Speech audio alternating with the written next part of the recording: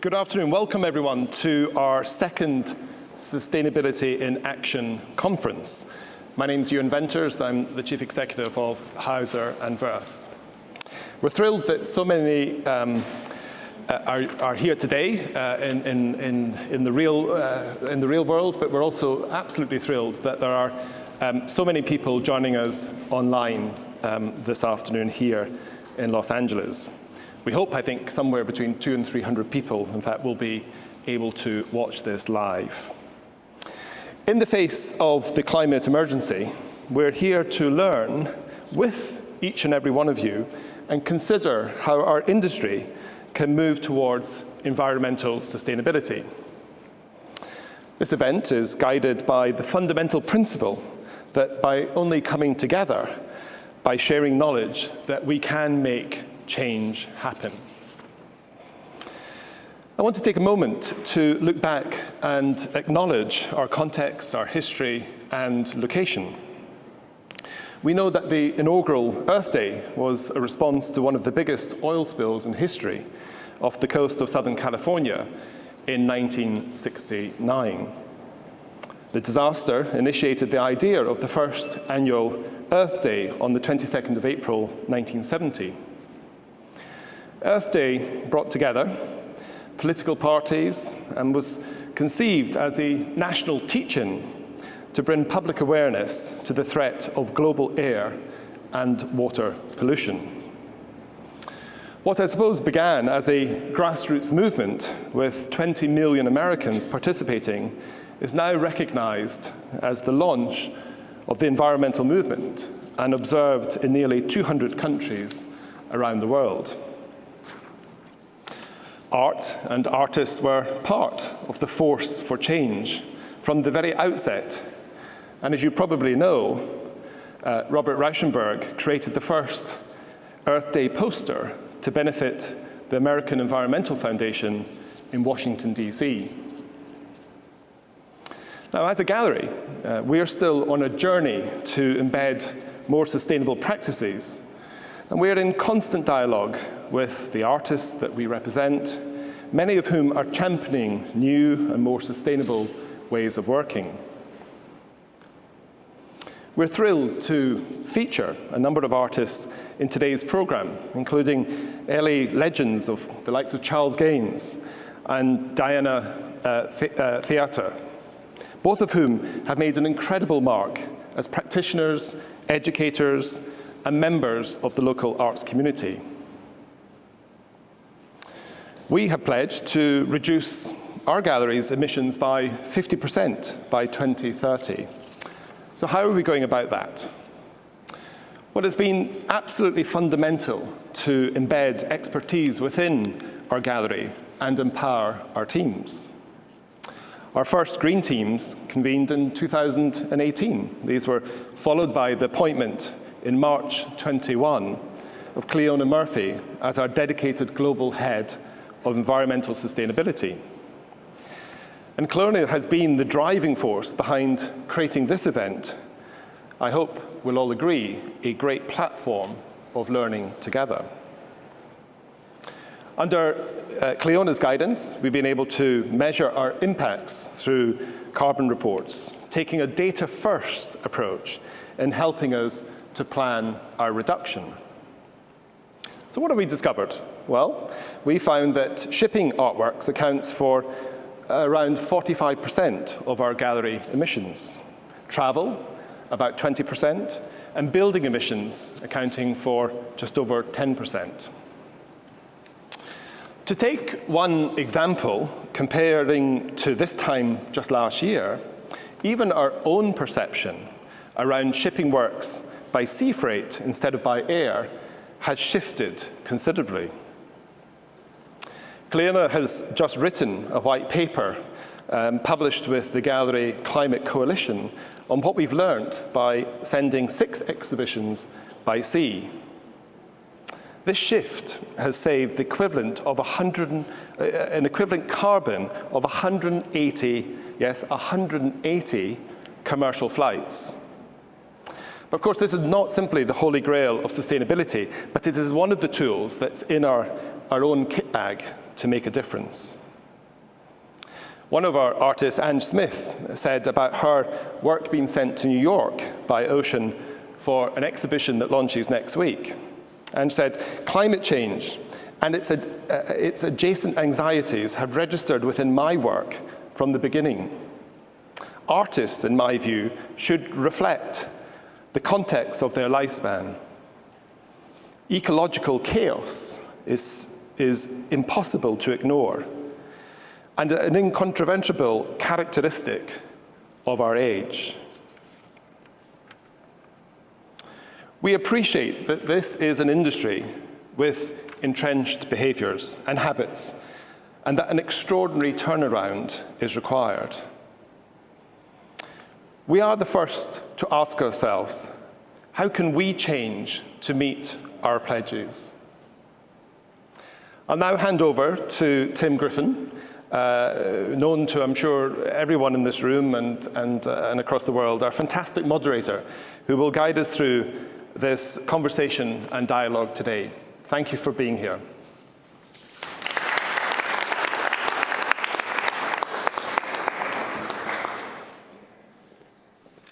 Good afternoon. My name is Tim Griffin, writer, editor, executive director of the industry. Ewan, thank you so much for your generous words. And to everyone at Hauser Wirth for hosting this important event as part of the gallery's overall overarching and pivotal initiative around sustainability. I'd also like to extend a special thanks to Cleona and to Haley Mellon for inviting me to be part of this crucial conversation. I can't thank you enough for being here and spending your Saturday. You're both in the gallery and at home.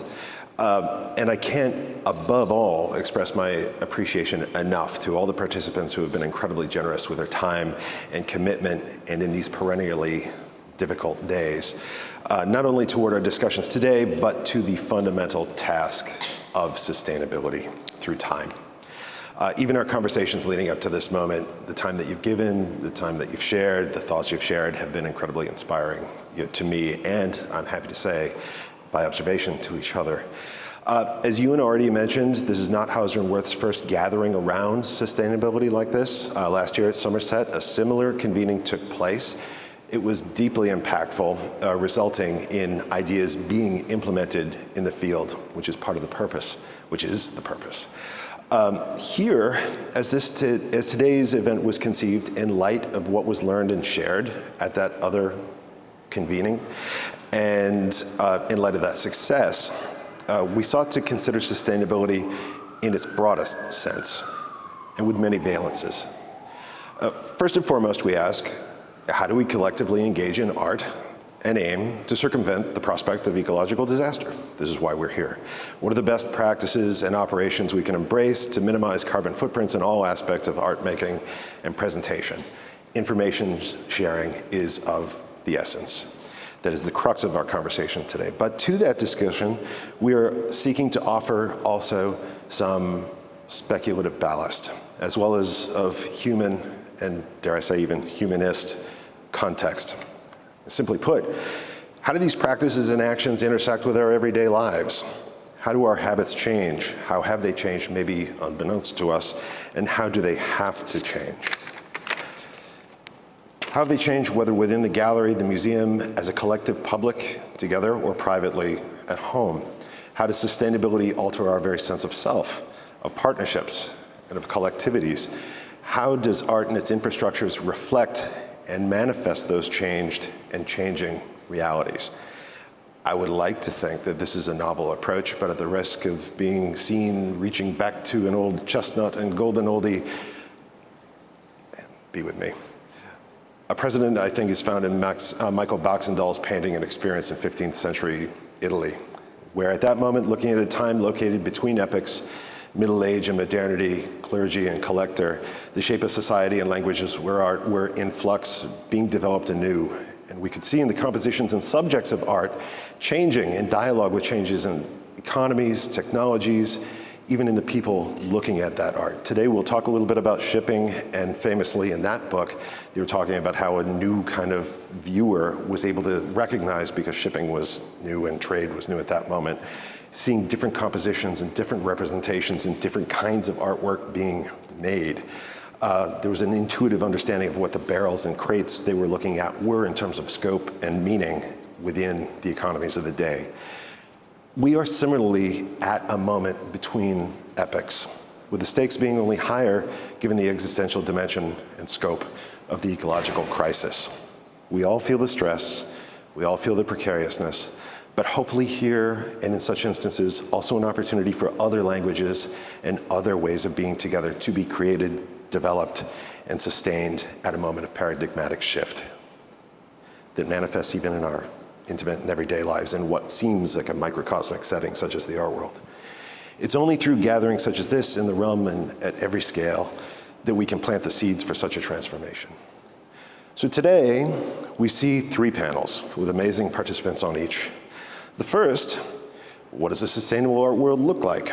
For me, there's a little blip if you look back. And I've mentioned this to different participants. When art fairs first exploded across the globe, you started to see artworks of a similar dimension and happening and arising, and a certain rate of production that was newly introduced. As operations change now, what do we see? What are the artworks? How are they different? What happens to the scale and the look of the art world as we know it today, as perhaps we work more locally than globally, in addition? Also, and here's, I hope, that human dimension, how do the needs of an artist change as they seek to navigate this world? How do the needs of a gallery change within an art world ecology that's at risk in parallel with that of our natural environment? How does one then sustain oneself and an art world? How does one, say in a museum, engage and sustain a public? 2, our second panel will be operating shifts and behavioral shifts. First and foremost, here again in information sharing, what do we see being put in place to address ecological crisis and introduce sustainability among our institutions in art? Be they in art galleries and international networks or in museums, in all its facets. At the same time, I think we all have to recognize that we can have the most amazing solutions for ecological crisis, but they don't mean so much unless we're actually prompted to embrace them. That is, unless we ourselves change. So what can those things be, and how might they be prompted? Third and finally, we look at local environmental justice, collectives, and art's changing shape. Continuing that thought from the second panel, what kinds of art making do we see around sustainability? How do activism and art making intersect around sustainability? What are the shared dimensions, perhaps, of storytelling and the capacity of art to inspire that is necessary for activism in turn? What other kinds of modes of partnerships do we see? And how then, and here I'm looking at Charles Gaines, does the very idea of art potentially change? Beyond such information sharing, I expect that many of these questions will remain latent in conversations. They might ultimately be implied. I'm hoping that thoughts around these things will be sparked among us, with each person here bringing their specific history and perspective to the table before we have a brief window for conversation among participants. In that regard, we don't have the time in order to actually have Q&As here, but there will be moments for conversation among us, and we also, especially for guests joining on our live stream, if they wish to direct questions to sustainability@hauserwirth.com, we'll respond as quickly as possible after the event, which here again, I think and I hope, above all, will underscore how this is the beginning of the conversation and not the end by any stretch of the imagination. So with that, I'd like to introduce our first panelists and our first panel.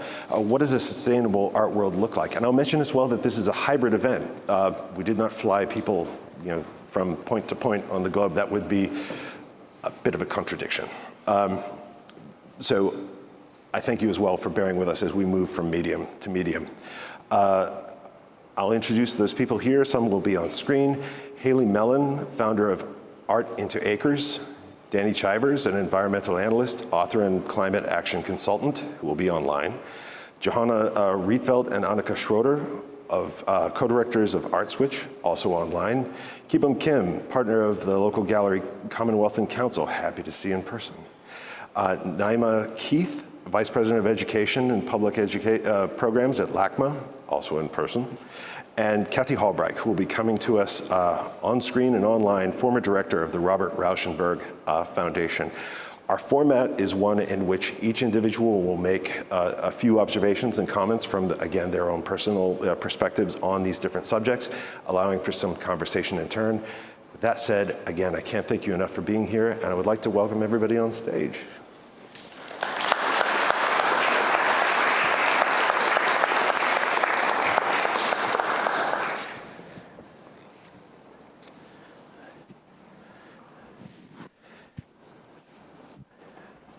We will begin with Haley, who has a great history with these questions and engagements. And without further ado, I leave it to you. Thank you, Tim. Am I live? I'd like to start by thanking Ewan and Cleona and Samara and Tim and everyone who's working on this conference today. It takes so much time and thought to pull these together because we're sort of inventing as we go. And so just way to go. Thank you.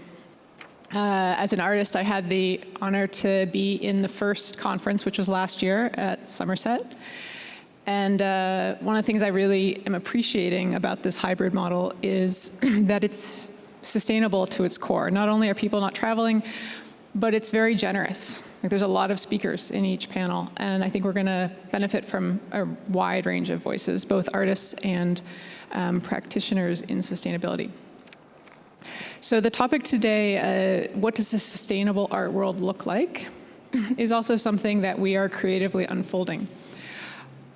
In my opinion, as a painter and as someone who focuses quite a lot on walls out, so conservation is walls out, sustainability is walls in, I became quite curious about sustainability because it affects our climate so much, and our climate affects our natural world. So if I'm going to care about biodiversity habitat, I'm naturally going to care about our energy source. And so in 2020, that brought me to reach out and to do the first carbon calculations for museums, for exhibitions, for galleries, and to really learn, what is this gas we can't see, we can't smell? How do we learn about it? How do we learn about it together?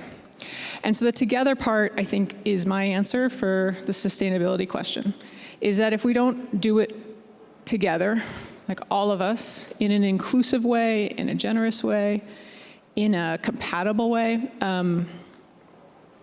we're not going to get there. It's not an exclusive sport. And we're not going to do it in the same way. We're going to have our individual predispositions to how we want to move into sustainability. But the partnership aspect is something, when we were planning for today, we really talked a lot about partnerships. That in 2020, during COVID, a lot of partnerships began. Hauser hired Cleona, the first global head of environmental sustainability for a large gallery. The conversations really started beginning in a major way, and a lot of different initiatives came forward. Prior to that, it was quieter. So it's incredible how quickly things have unfolded. You have great advisors like Danny, who's going to speak next, who are generous with their time to help each other and to learn together. So it's that humility of, like, let's learn, and in general, learning happens best together, that we come forward into being able to make a space that is productive, but hopefully quickly evolving into where we need to be. And frankly, sustainability is quite practical. You know, I was with Kelsey Schell yesterday on a meeting for the MOCA Environmental Council, and energy is such a big part of the museum's footprint, and we're looking at moving the Geffen solar. Cleona has been an exceptional partner through this gallery on looking at how we can ship by sea, reduce emissions by, times 60 in some places. And her advising to me has helped me to advise artists. In particular, an example, the artist Taube Arbach reached out and wanted to have assistance with her exhibition in Kassel. And through that advising by sea freight, now those thoughts are being taken forward and considered by Documenta for 2027.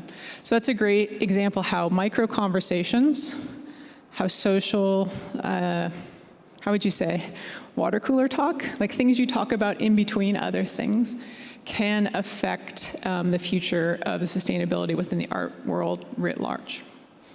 So yeah, I think those are my thoughts: generosity, inclusion, and trying to help each other in a community way. And now Danny. Now Danny Chivers. Danny, would you like to go next? What are your thoughts? Hello everyone, can you hear me okay? Yes. Okay, I'm sounding quite loud in the room, good. Yeah, thank you so much for the introduction, and fantastic to be here. Thank you for inviting me to speak. And what a great question to be speaking about. What would a sustainable and regenerative art world look like?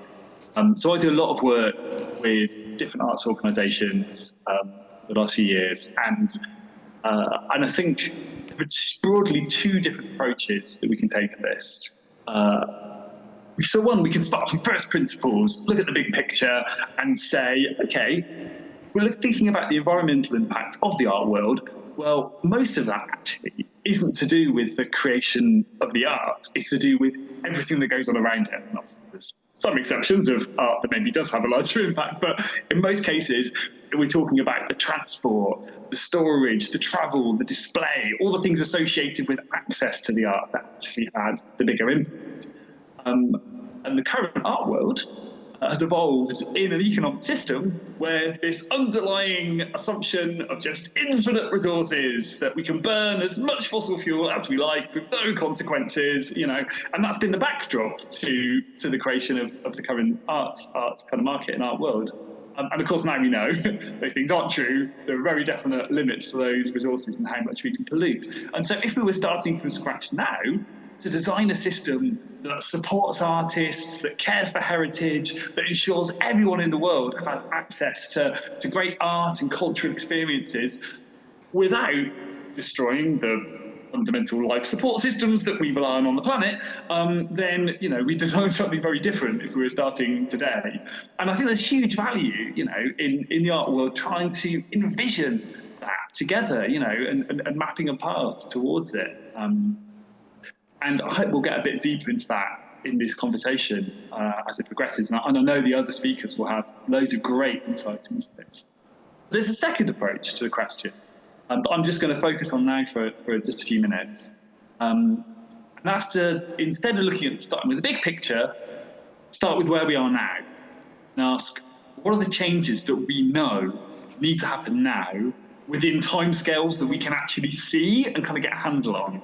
And a big one, as has already been mentioned, is that we know that global greenhouse gas emissions need to halve by 2030 from 2019 levels. And this is the crucial deadline that we know from climate scientists if we want to have a decent chance of avoiding the very scariest climate scenarios. And in fact, for a lot of organisations, especially in the global north, you need to be looking at more than 50% really if we're going to do our fair share based on the historical responsibility that the wealthier nations have. And so this is the scale of change that the Gallery Climate Coalition and others are talking about, at least halving the emissions of the art world this decade. And so what would that scale of change look like? Here.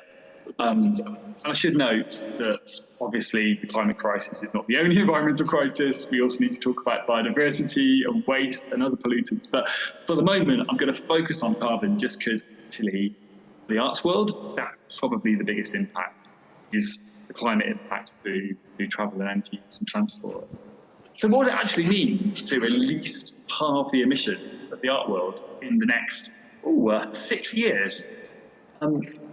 This feels like a really good question to ask right now because it's a time scale that's close enough to be tangible, but still enough time to actually make really significant change, as long as we crack on with it very urgently.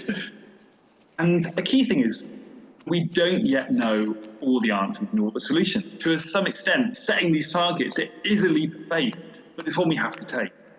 And we do actually know what a lot of the solutions are going to look like, because as we've heard already, people are already doing them.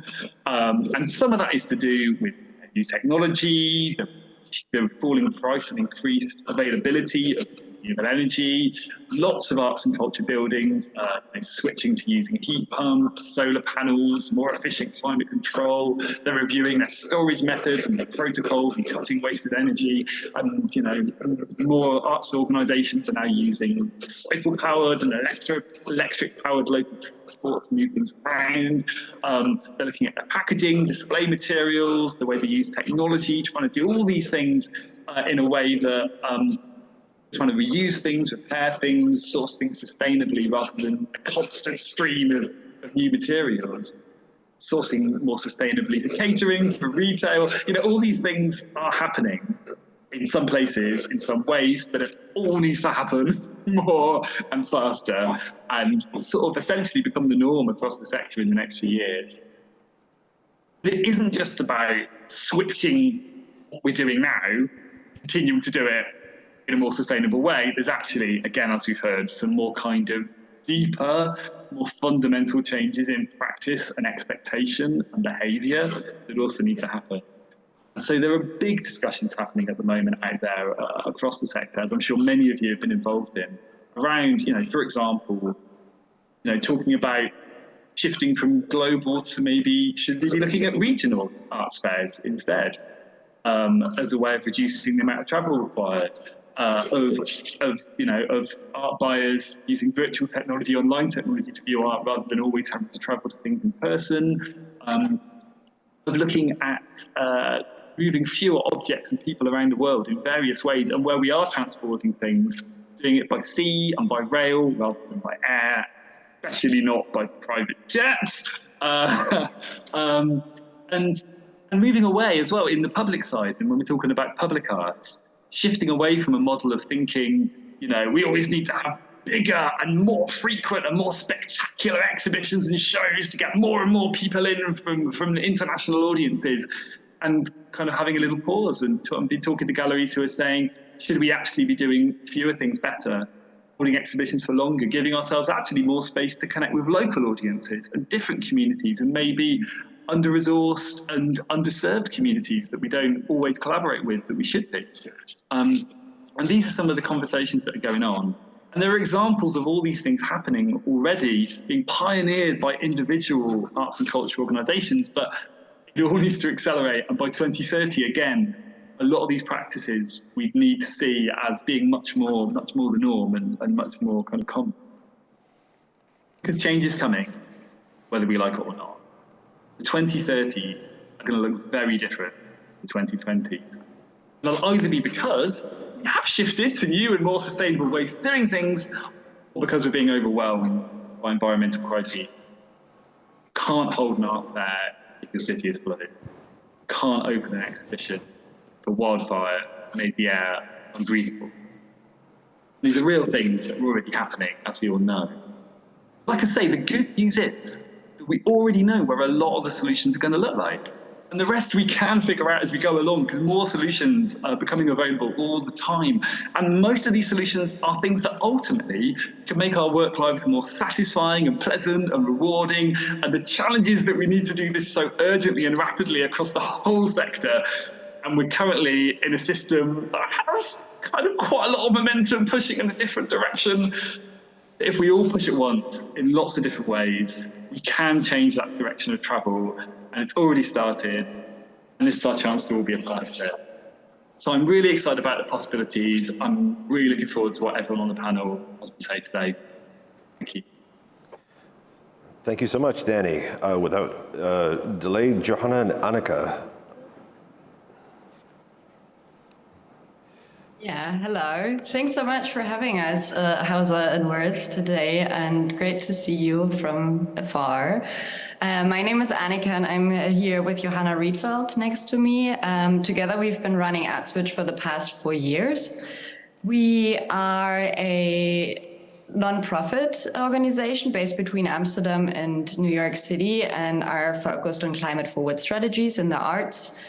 and kind of tackled the question more from a conversational point of view or like educational point of view. We started off with an online conference series in 2020 called Reframing the Arts, a Sustainable Shift, in collaboration with the University of Amsterdam and the Rhine Rode Business University. And kind of looked in the first step in a very like broad picture on sustainable strategies related to art institutions, looking further down the line on art logistics and all the methodologies involved with that, and narrowing it down to materials. And we just wrapped up our festival called Nature Thinking here in the city in the last week, which was a mix of different programmings of art performances, film screenings, artist panels. Traveling throughout the city, collaborating with different institutions, and kind of with the aim to engage with a larger audience and bring the topic to a mix of people, different backgrounds, kind of bridging it in a very interdisciplinary way. Maybe Johanna, you want to share some more details on that? Yeah, I'll jump in. So the topic nature thinking that we've explored over the past 2 weeks, also with an event at Hauser Wirth in New York, I think can be very informative. We think can be very informative to kind of the conversation of what a sustainable art world can look like.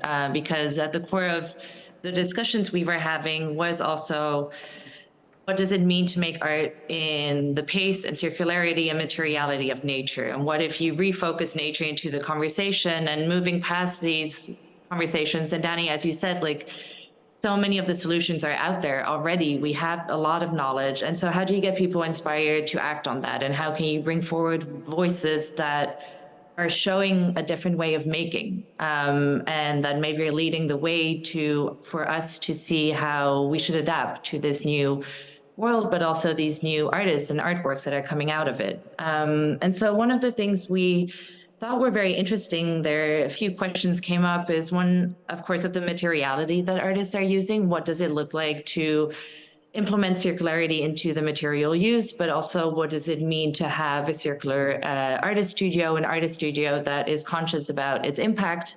What does it mean to look at materials also from the longevity, the ecology also of the making? So what is the ecology and the time that the material has been around before it is transformed into an artwork, and how does it look like afterwards?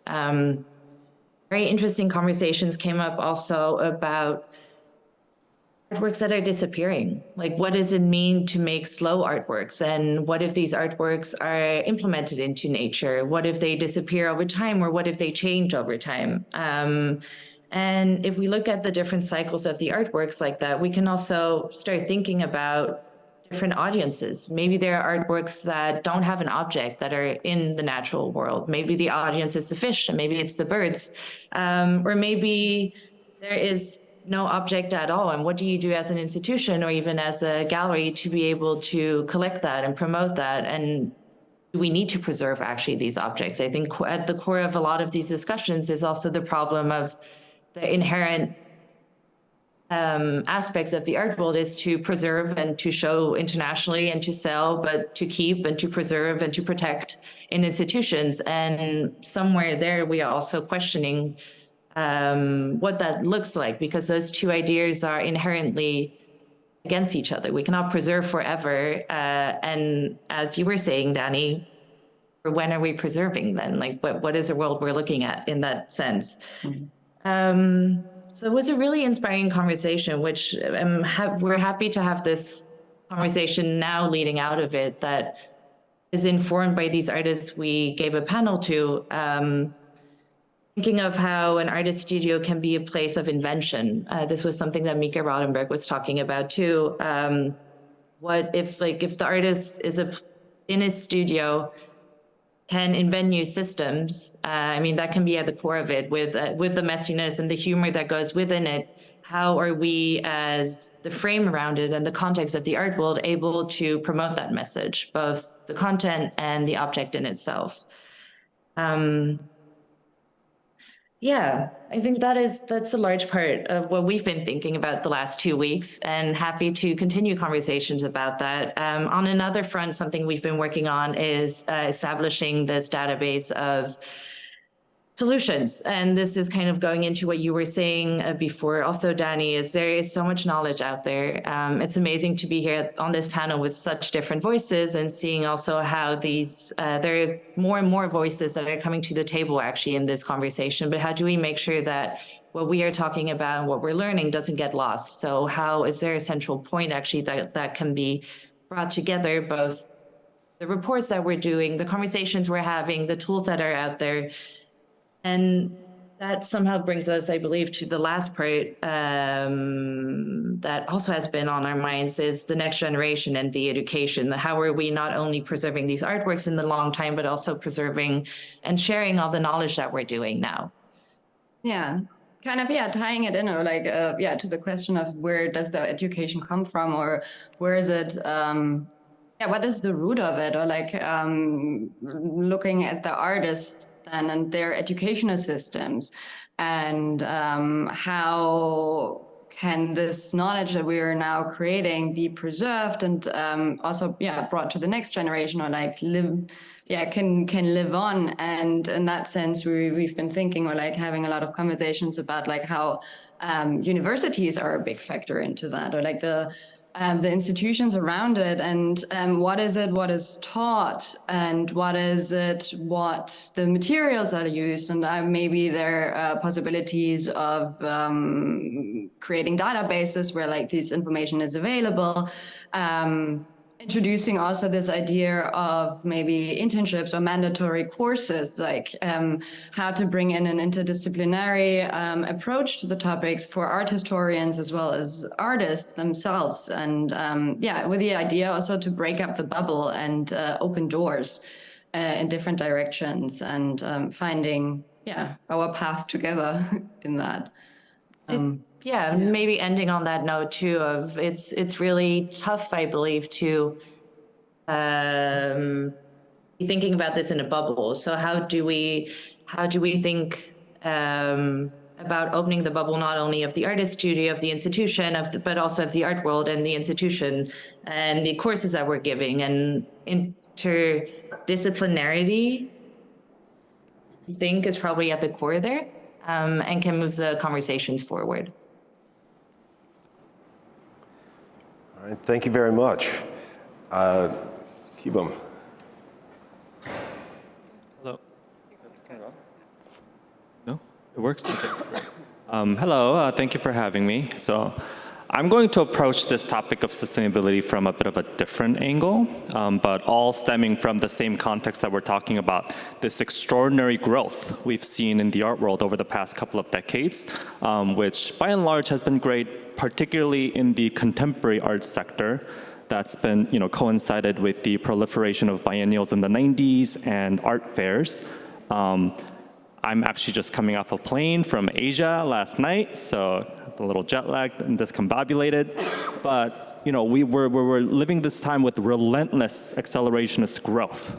And I run a smaller gallery a couple of miles down from here in Koreatown called Commonwealth Council. And with the kind of downturn in the market that we've seen this year, we've seen a lot of galleries from our generation close this year. And so I want to speak a bit about the notion of sustainability from the kind of larger art world ecosystem, we are living in a very exciting time, but how much art is being made, how much art is being transacted, how much art is being shipped, how much art is being stored. I think everyone from museums to individual collectors to galleries are having a tremendous amount of storage burdens. Like something that I think about a lot is, there's been so much many efforts, and many of it is helpful to kind of tackle inefficiencies about the art world, about how things are being done, and how to kind of bring better, business practices perhaps, and to help grow the industry further. And something that I think is most precious and beautiful about the art world, you know, and it's an industry, it's a market, but we call it the art world. It's an ecosystem. Are the human-scaled aspects of the business. You know, there have been folks who've looked at the art market and said that it is one that is based on the notion of the gift economy. There are many acts of generosity that is not transactional in nature, that sustains the kind of conversation of growth and learning that we engage in.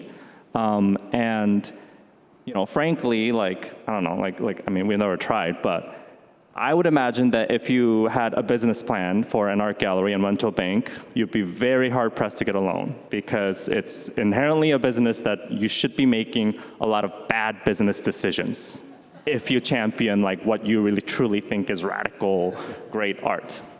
But that in many ways, and you know, the theory is like, you know, you build up a lot of cultural capital and then that should be converted into like financial success at a certain point. But, you know, if you show a lot of video art, tell me how that works.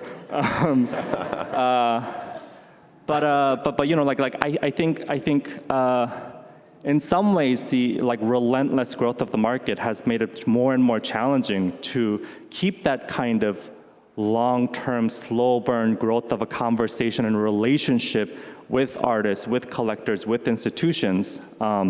And to speak a little bit from kind of like how we have been thinking about it, and I think the reason I was invited to speak on the panel is, so, you know, we were started by my business partner, Young, who was an artist himself, and it was kind of more of an artist-run project space for about 6-7 years, at which point a group of artists actually sort of like had an intervention and were like, we want to stay together and we want to do this together, like please represent us. So since 2018, the gallery was founded in 2010, but 2018 we've kind of participated in that sort of like market side, participating in art fairs and selling art.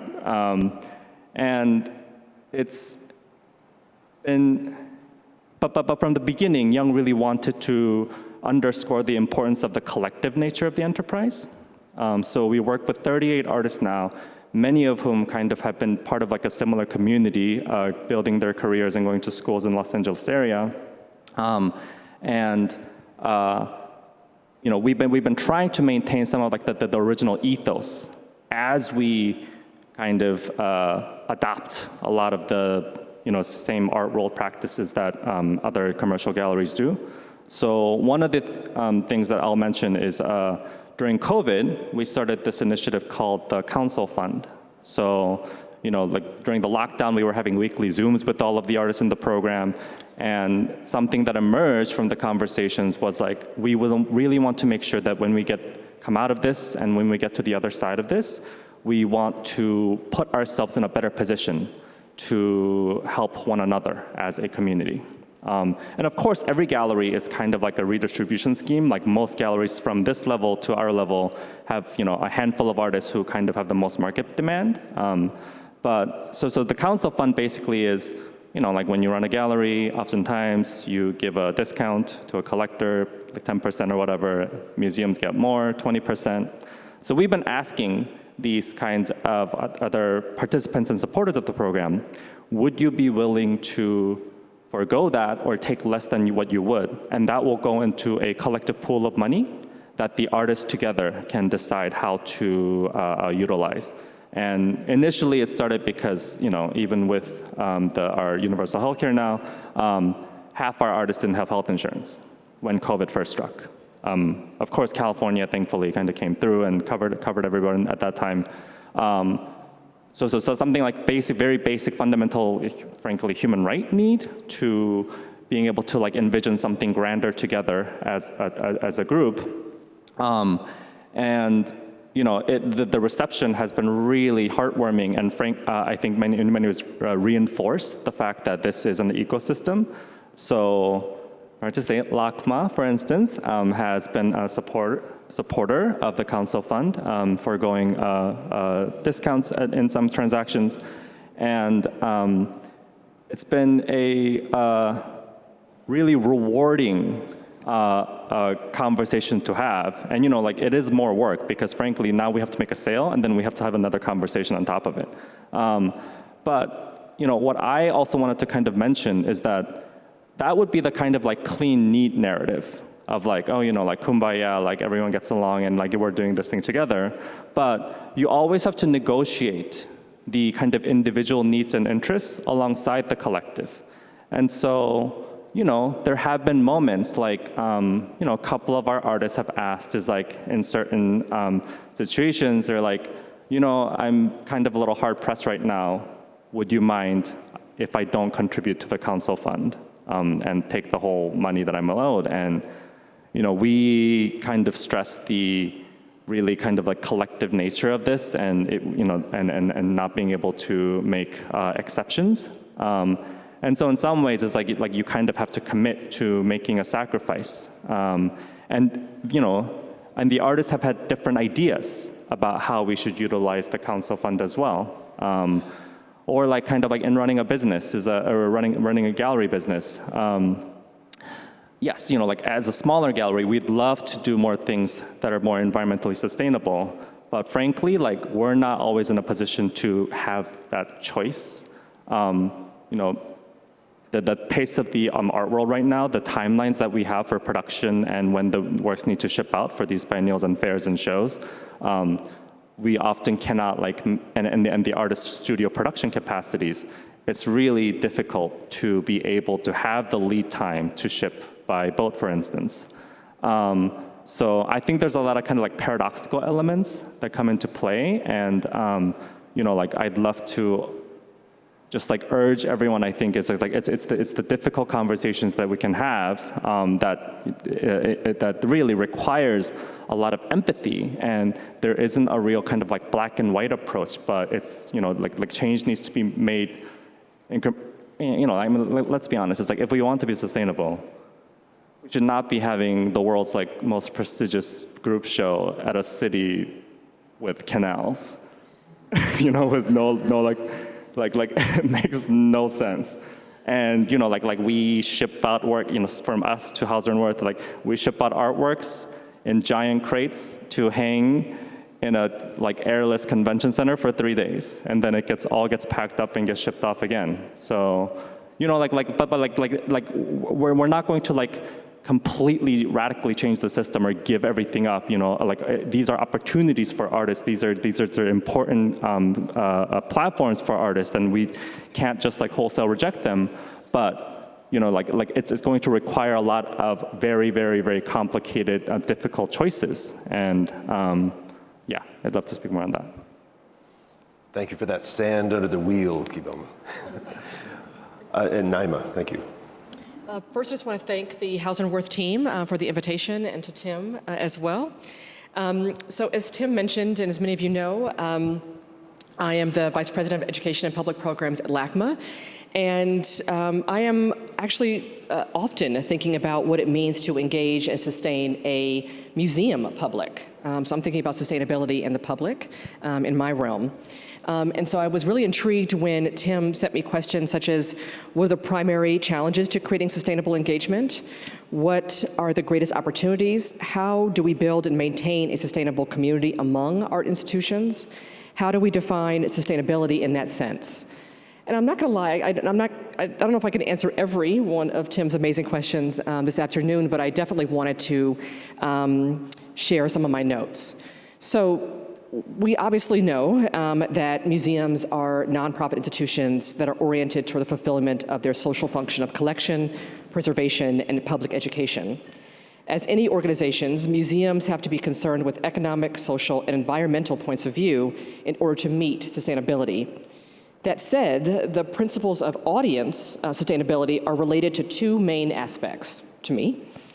One, building deep, long-term relationships with a range of audiences. And two, responding to challenging political, social, environmental, and economic contexts, and having a clear, long-term purpose that reflects society's expectations. In particular, I feel like museums can do so much more to contribute to creating sustainable communities in places in which people want to live. So not just having museum buildings in places that are hot and sexy, but also places where people actually live now and in the future that can embody the principles of sustainable development at a local level. Sustainability and cultural life are linked and both relevant for local community engagement, since people are seeking connections and greater meaning in their lives. As a result, museums, and I hope to contribute in this way, should conceive of their economic and social sustainability as part of their function. Given that sustainable development meets the needs of the present without compromising the ability of future generations to meet their own needs, museums adopting a visitor perspective represents a key factor into increase our intention, museums' intention, to revisit as well as a way to achieve a sustainable future. Museums are increasingly asked to create value for attracting new visitor flows and generate significant incomes to guarantee their self-sufficiency and autonomy and to become more competitive and self-reliant. The need for museums to demonstrate the capacity to deliver value for money has an impact on the development of their capacity to attract increasing visitor flows. Thus, museums achieve competitiveness by expanding their supply and offering traditional and cultural services, such as exhibitions, that meet the additional visitors' needs so as to increase visitor numbers. However, by becoming responsive and relevant to diverse audiences, museums can become vital to their communities and thus more sustainable. Moreover, sustainable museums have to develop a long-term attitude to audiences. They have to value repeat visitors. We need to value repeat visitors. In particular, the capacity to create relationships with new audiences beyond the limits of a short-term audience development project represents an important step to achieve sustainability. Museums can become more responsive to people's interests and needs if they plan and manage audience research on visitors' attitudes, behavior, and satisfaction.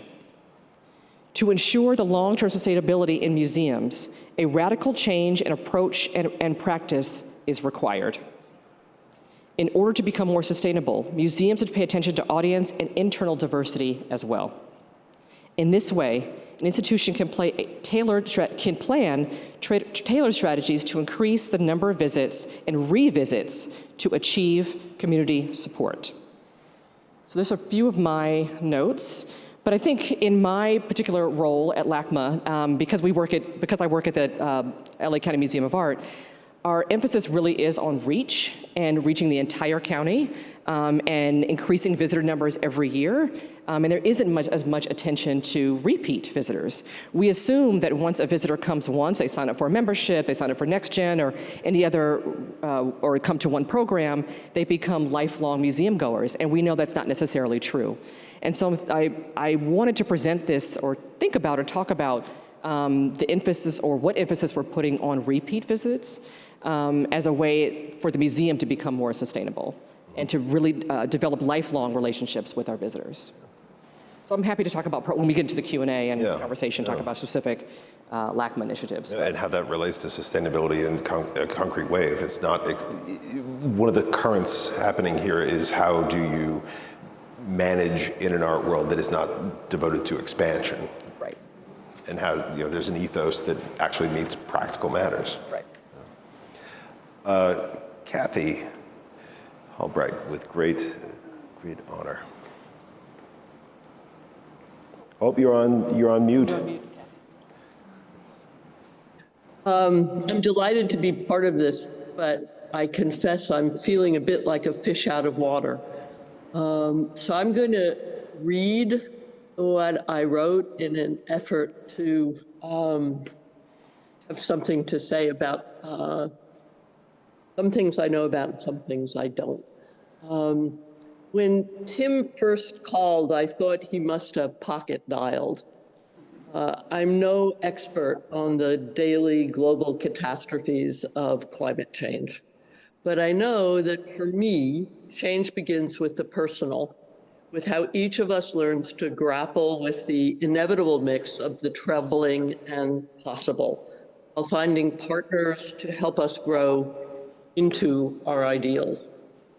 So perhaps it's not inappropriate for me to begin with the lessons learned from my 35-year-old son, who has been an advocate for less consumerism and more conservation since he was 12. I confess I didn't fully comprehend at first how environmental degradation affects all my ethical principles. Even though I occasionally find Henry's approach a bit too abstemious, I am grateful for his reminders to curb what he calls my profligacy. His annual calculations of my carbon footprint when I was director of the Walker Art Center were both chilling and embarrassing. While I knowingly fail to meet Henry's standards, I've tried to absorb how he takes responsibility for his everyday actions. For example, he only eats things in season, gives away a big chunk of his salary, and bikes to and from work, even in the Minnesota snow. These certainly are small adjustments to personal realities, but he has taught me not to despair about my inability to make systemic changes. I know, however, if I maintain vigilant self-awareness, I can make a difference. I feel most useful when developing opportunities with and for others. I believe providing agency defines care and trust. In fact, much of my professional success grows out of my success as a mentor. Many of my professional family members now head influential institutions and initiatives. Sustainability has everything to do with smoothing the way for smart, younger people with fresh hopes and goals. I try to teach failure as a means to recalibrate and relearn what we think we know. I've always preached, since I don't run a hospital, no one will die if we fail. Sustainability in the arts depends upon a certain informed fearlessness that is not market-driven. For me, the pursuit of the new is tied to fashion, seasonal rather than historical, and consequently is conservative if for no other reasons that it speaks to so few and often quickly disappears.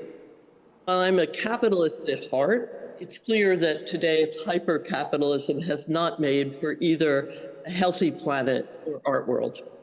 Of course, artists also have animated my thinking at every turn.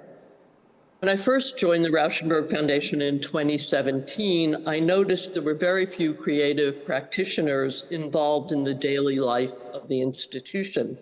So I organized a self-governing artist council, an anonymous, cross-generational, and multidisciplinary group of 12 that now has a $600,000 annual philanthropy budget to distribute as it sees fit. 2 years in, I asked the board to relinquish its oversight over the council's philanthropic choices, and they agreed. That delegation of traditional authority enhanced the artist's dedication. Sustainability in the arts must be predicated on giving artists and those we serve agency to inform our institutions. Expertise comes in many forms. We don't accept applications for either the Artist Council grants or those coming from our general philanthropy pool.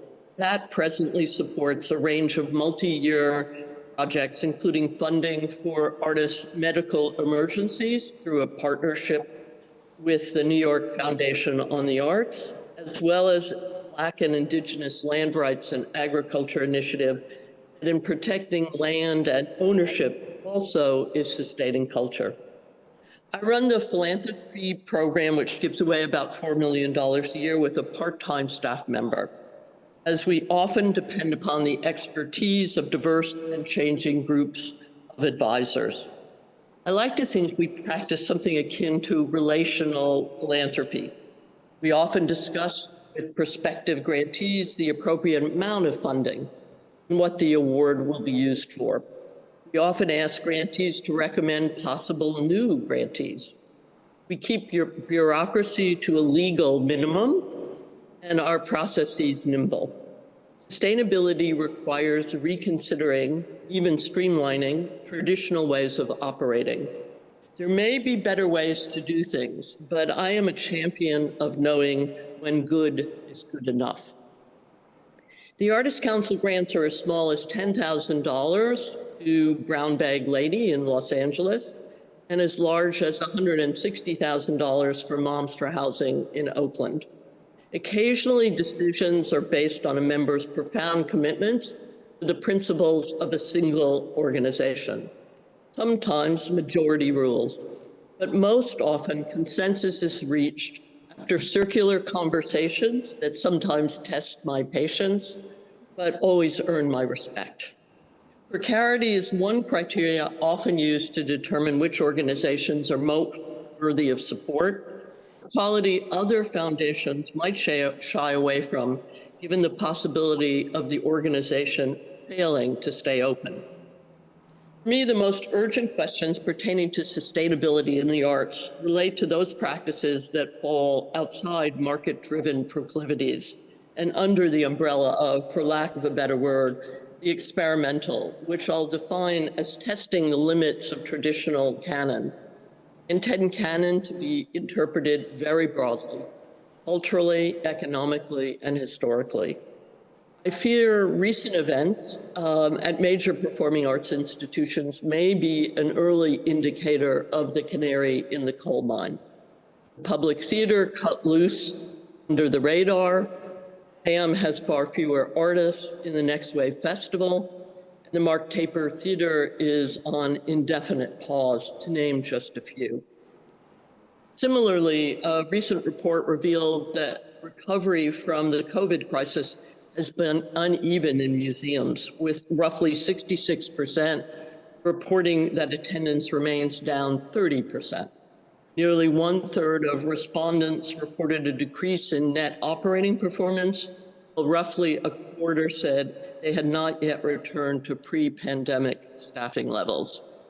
These are the realities. I don't want to be too Darwinian, but it is important to be realistic about the natural cycles of institutional transformation, regeneration, and even defeat. I remind myself that when in the 1970s, New York City was broke, many crucial alternative spaces such as the kitchen, artist space, AIR, the basement workshop in Chinatown, and Franklin Furnace were founded. Of course, real estate is not as cheap as it was then, but there is an abundance of unfilled space in all our downtowns. My fantasy for New York City, the present tax laws making it desirable for developers to keep their spaces empty change, even for 5 years, so that the city can recapture its vitality by making these spaces available to artists for studios, rehearsals, or convenings. Civic good is key to sustainability. Institutional losses always are disturbing, but organizations that go out of business are important repositories of exploratory, artistic, and community-based work. More support for archival research and record keeping would help assure these histories aren't erased. For example, Rauschenberg is funding a collaboration between the Clemente Art Center and the New York Latinx Consortium of 45 organizations to record oral histories over their aging, often activist founders as the first phase in a 3-year program resulting in a festival across the boroughs with some of the commissions based on this early research. Awareness of history is a necessary lesson in sustainability. A recent comment by Christy Bolingbroke, founding director of the National Center for Choreography, struck me as essential. She said, "I think as a whole field, we're going to have to reimagine our way forward together." And indeed, I've learned from my colleagues of color who run ambitious and necessary arts organizations, from the Laundromat Project to the Studio Museum, that partnerships always have been an essential part to stabilizing and even growing their operations. It's not only about financial realities, however. Partnerships also result in expanded audiences, greater artistic opportunities, alternative approaches to problem solving, and new ways of thinking. I'm not naive, however, about partnerships. They take time, and trust is hard earned. I'll never forget one of the Walker's smaller community partners declaring, "You keep insisting you need calendar copy 3 months ahead of our projects, and then make us feel negligent when we don't deliver. But we have no idea what we are doing that many months out. Get real." We did. We figured it out. Compromise is not an assault on integrity. But what does sustainability even mean when books are banned, more and more voices are silenced for political reasons, and a nonprofit classical music station in North Carolina initially declined to air, citing its adult themes and harsh language, Dead Man Walking, a contemporary work presented at that bastion of radicality, Metropolitan Opera. We cannot bend to dismantling free speech, even if we disagree with politics at hand. I would be disingenuous if I did not indicate the most recent prompt for me: the drive to muffle arguments that do not acknowledge the savagery perpetuated by the governments of both Israel and Gaza, and the failure of some to recognize that those governments may not represent the best impulses or interests of their citizens. The complex, punishing histories of both the Palestinian and Israeli people cannot be overlooked. I know some of my friends will disagree with me here, but I am grateful for the conversations that have made my thinking more nuanced. So that's my personal version of the hardships involved in sustaining what we love. But because I am essentially a melancholy optimist, I want to end with a few uplifting words drafted by Paul Chan, submission for the Artists Council. He wrote, "These grants reflect our commitment to honor and expand Bob's artistic legacy. At their best, Bob's work made room for all that was not or not yet worthy of aesthetic attention, and was enriched by the multitude of social and political experiences that tend to enrich life itself if living allows them to.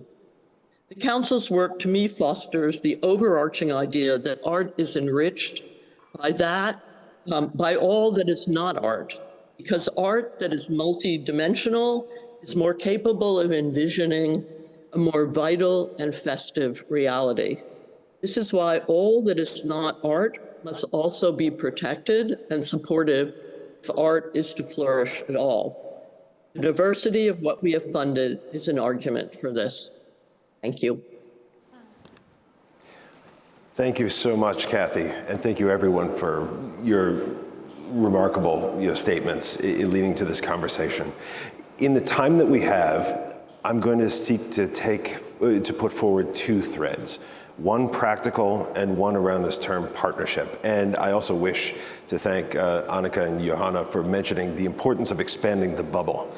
One of the things that came forward really in conversations leading to this event is that common impulse of what do we want to have come out of this? How do we make sure that we're not just speaking to ourselves, but rather advance and expand a conversation among different people.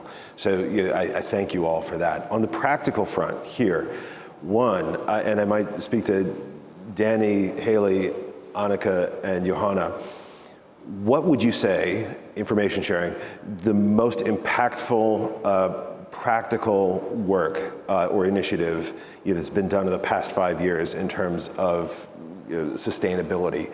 And what would you say is the most essential thing to embrace next, as succinctly as possible? What's been most effective? What will be most effective?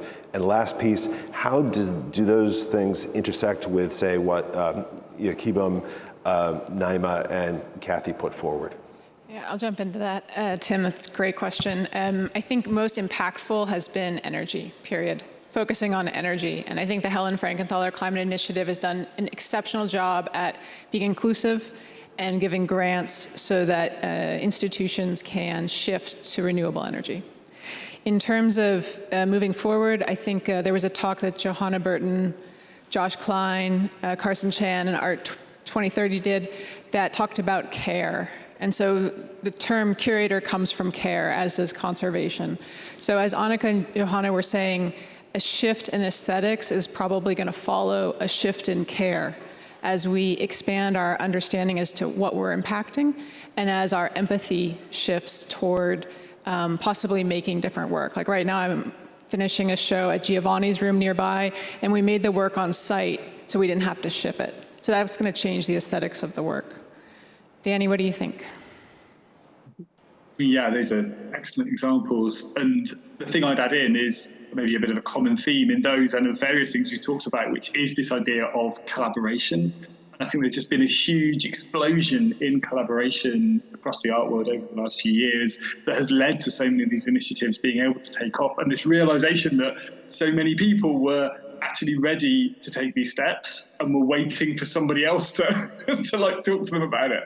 And I think the key thing is to continue to expand that, through events like this, but making sure people are then following on and taking the things they've learned and the conversations they've had here back to their own organizations, their own communities, their own networks.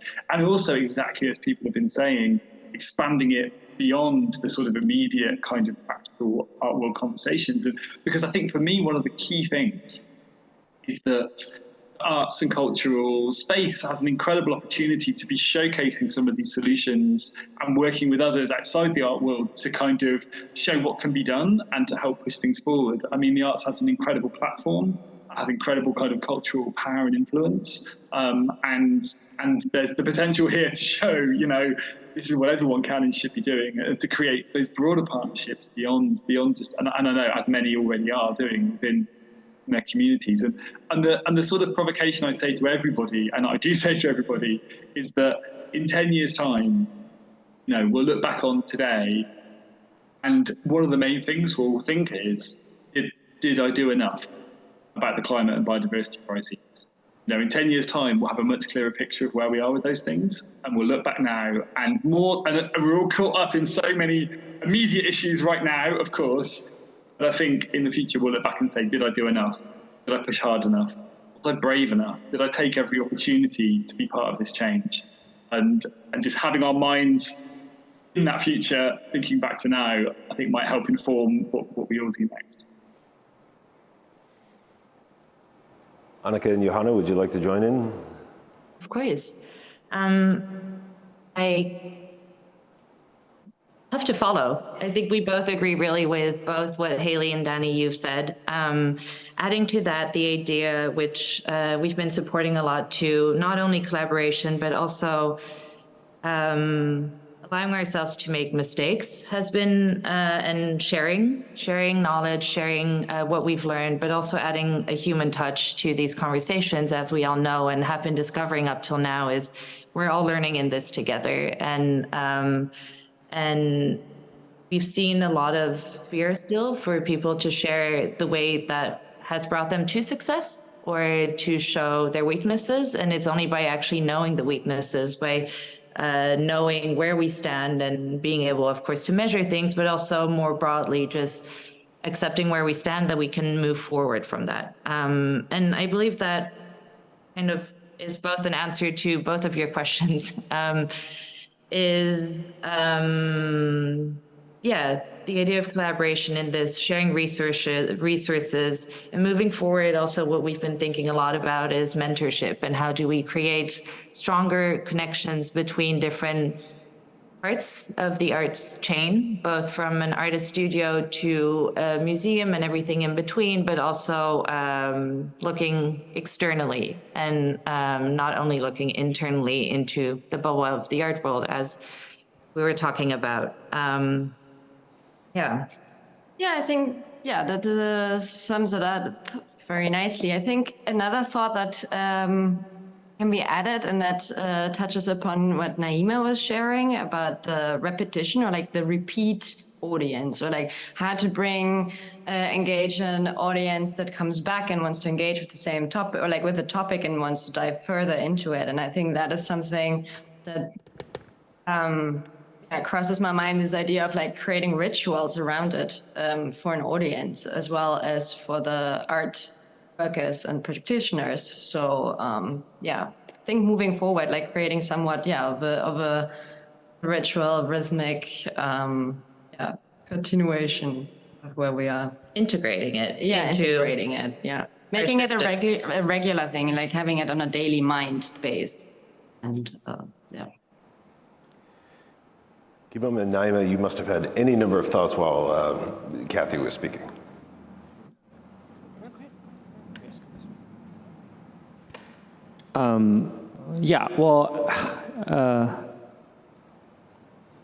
Lots of thoughts, and it's really great to be able to interweave a lot of these different threats and ideas about sustainability together.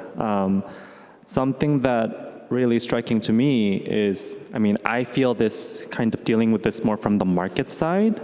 One thing we really have to face and contend with is we have to recondition ourselves, but particularly the collecting habits.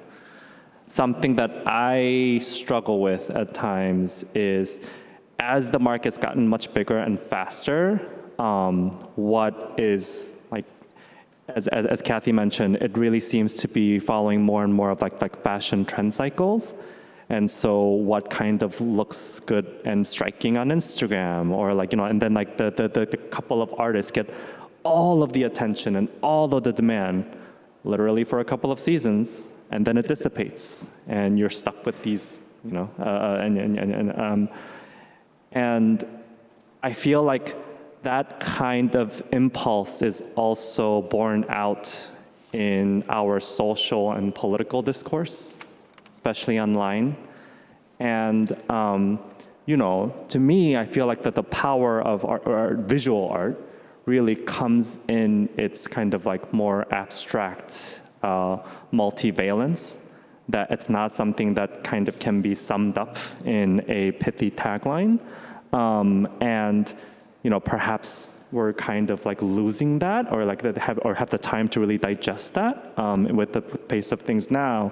And I feel like it mirrors what's happening everywhere else too, like the kind of inability to have disagreements about politics, perhaps.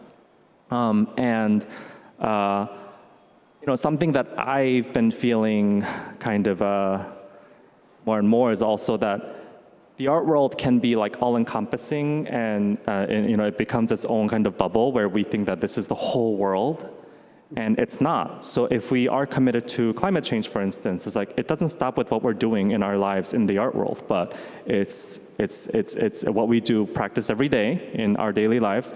But also, I feel like really for massive radical change, it is incumbent on governments to step in a very forceful way. So it's our political engagement that I think is hugely important. And I feel like something that frustrates me at times is, in the art world, there's a lot of navel gazing at times, trying to hash out all kinds of political and social issues through the art world. And I just want to kind of remind ourselves that it is incumbent on us always to root ourselves in the art world, but also kind of and beyond, as civic citizens out in the real world. Thank you for saying that. Yeah, agreed. I think for what Kathy shared, I think what resonated for me were two things. One was the discussion around partnerships, and the example that you gave, Kathy, of the Walker and the expectation of the smaller organization. We often face that because as LACMA, obviously we have long-range plans, and we're always trying to collaborate, but oftentimes with organizations that don't have our resources. And so while there's always, I think, a desire to partner. I think equitable partnership is a conversation that we're always having, but always having to think about as we go into various communities and attempt to partner, right? Are we supposed to partner? Is this the right partnership? What does it mean? What do we give it? All those kinds of things. So I appreciated your honest example about the complexities of partnership. I think what also struck me is thinking about mentorship as a form of sustainability. I have personally, benefited from a lot of amazing mentors, and I try to pass that on. But I think that's not something that readily comes to mind when you think about sustainability, is this idea of mentorship. So I appreciated you bringing that up as a tool that we don't often utilize in the art world. I think we have formal ways, whereas like internships or fellowships or those kinds of things, but those informal mentorships are, I think, vital to sustaining the community that we have. Kathy, I'm going to give you a moment. Is there anything you'd like to add? In the last 6 seconds of the... No? You're good?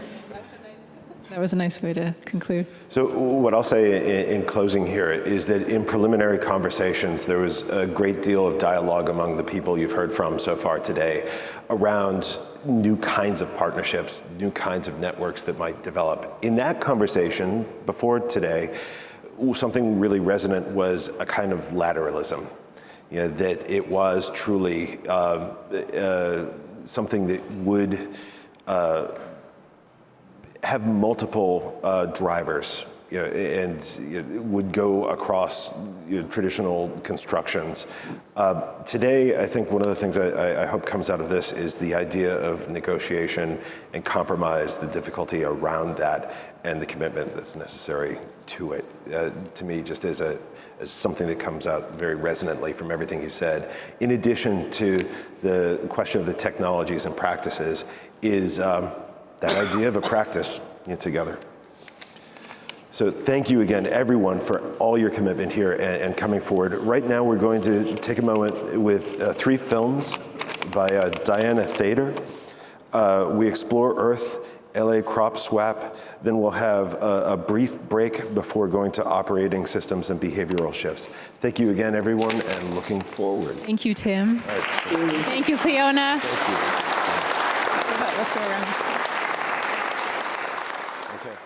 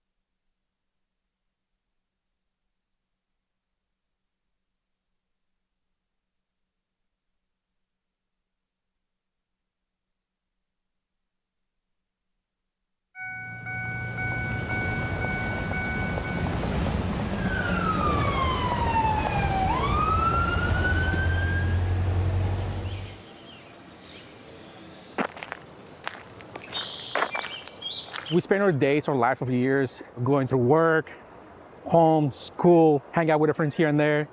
But it never came to a point where I'm actually feel alive because I'm exploring, enjoying nature. Any first timers here?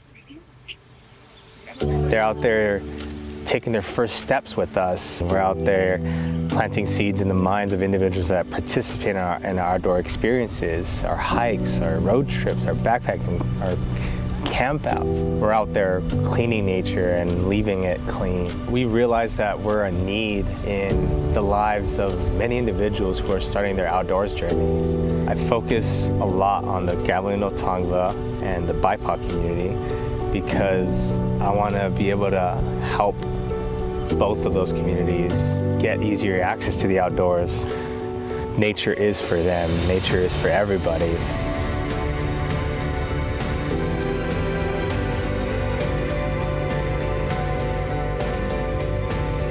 We have this theme of umbrella where anybody who is creative, like sound bath, healing experiences, yoga, we want to be able to give you a spotlight. It's an organization that's trying to heal. Funding is literally the core of it all, so we can nurture our team, we can nurture providers that provide at our experiences, at our programs. These donations and volunteers that we want to receive will always go back to the community.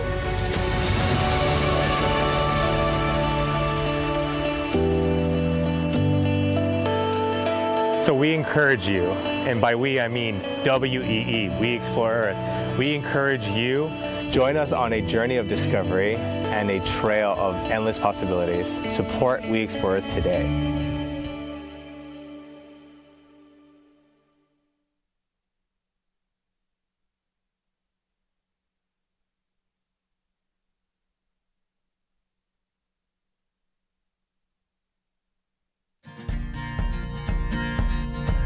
My mission as founder of Crop Swap LA is to create an atmosphere where people feel empowered to grow food on their unused land.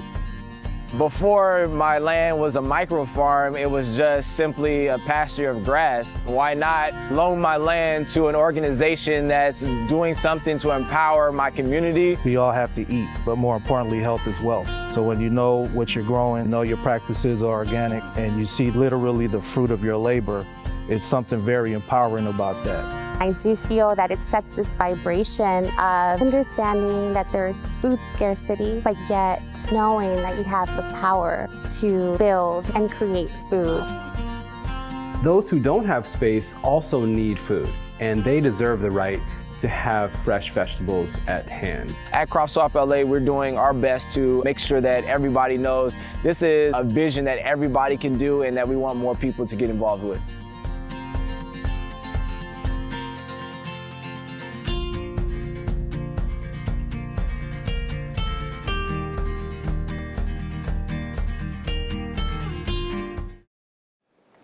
Hello, everyone. Thank you again for joining us this afternoon for an amazing series of conversations. Our next panel is devoted to operating systems and behavioral shifts.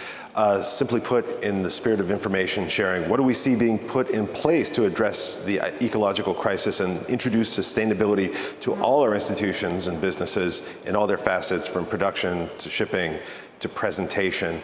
At the same time, looking again at that question of we can have the most amazing solutions, but we also need to be prompted to embrace them. We ourselves have to have an engagement with your habits in order to actually bring these things into the world as they need to be there. Among the people here on this panel, in order of how they'll be speaking, Jason Baylor-Losh, who's Director of Business Development, Dietl International; Kelsey Schell, Environmental and Sustainability Strategist at MOCA LA; Jody Roberts, Co-founder, Art and Climate Action, Executive Director of Marin MOCA; Cecilia Winter, and I will reintroduce all these people, Project Specialist at the Getty Conservation Institute; Laura Lupton, Founding Member of Galleries Commit; and James Merle Thomas, Deputy Director of the Helen Frankenthaler Foundation. By way into this conversation, we're also going to hear in a brief video from Paco Underhill, an environmental psychologist who has worked in the business and commercial sphere for decades, looking at how environments influence behavior. Really, his practice over the decades has been as a consultant with museums, but also with department stores, seeing how you could help encourage people to work, to really embrace what was being placed on sale. In recent years, he's turned to using that understanding toward encouraging people and encouraging businesses to embrace sustainable products and operations. So without further ado, Paco Underhill first, and then at that point, everyone from the panel will all step on stage. Thank you.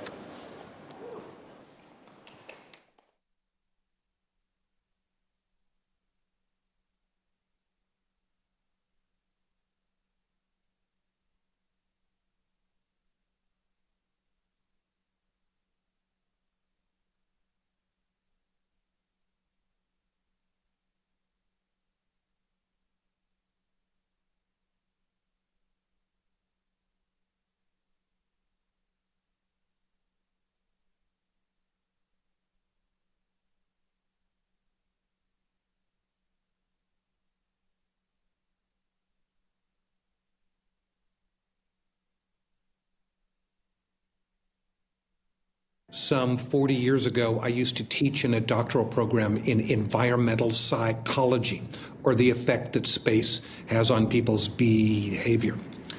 I invented a way back then of using a motion picture camera, and then became a video camera, to measure how people move in commercial spaces.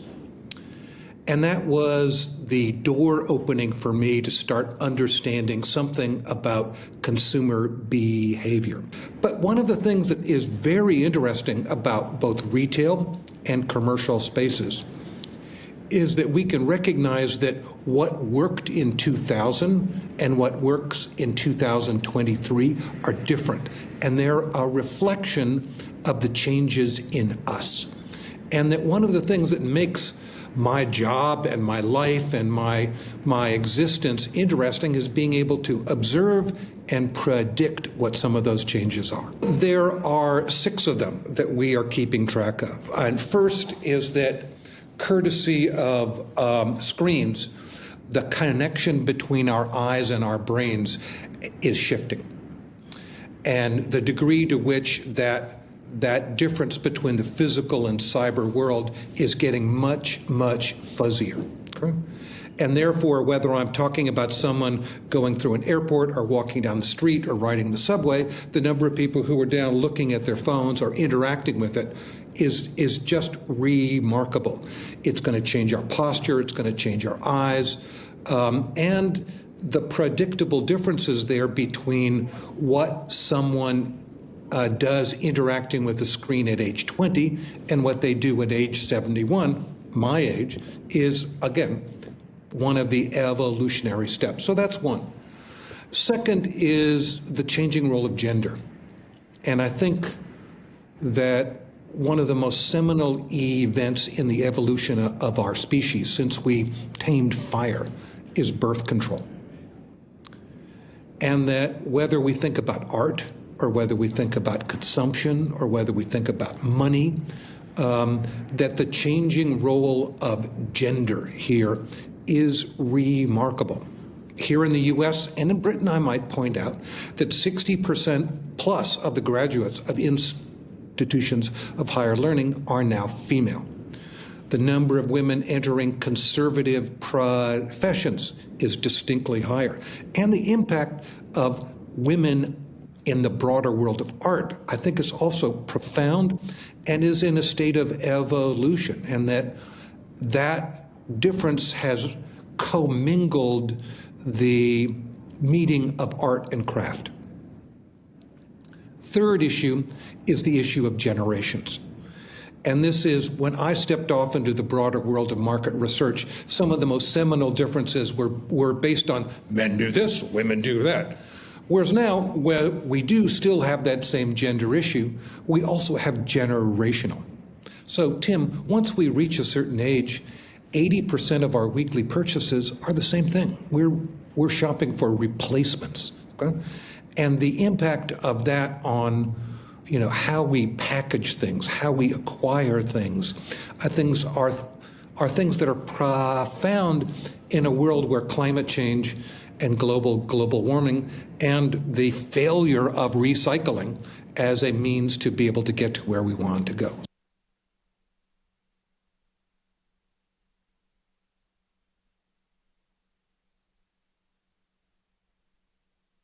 I think is a very interesting question. I mean, have you seen one of my new books, How We Eat? Okay. Well, one of the things that I'm exploring with the design world on both the residential and the commercial side is there a better way of connecting the store with our kitchens and our homes? So, for example, Tim, you have already decided that you don't like Gulden's mustard, you like Grey Poupon, okay? All right. And why do you have to keep going back to the store to be able to buy the Grey Poupon in that little plastic jar that you end up consuming and discarding and getting another one? Shouldn't there be a way for you to be able to get a permanent thing that's beautiful within the context of your refrigerator, that fits onto your shelf, that goes in on your dining room table, and isn't designed to scream at you from a supermarket shelf, but is designed for you to live within the context of your own life and storage? And that once you've made the commitment to that product, whether it's beer or mustard or whatever, that you can do it in a way that is sustainable and is actually cheaper, because it doesn't have to be in that same form of packaging. And I think this is one of the things that as we get to, we are asking the design profession to start thinking about those issues in a very different way.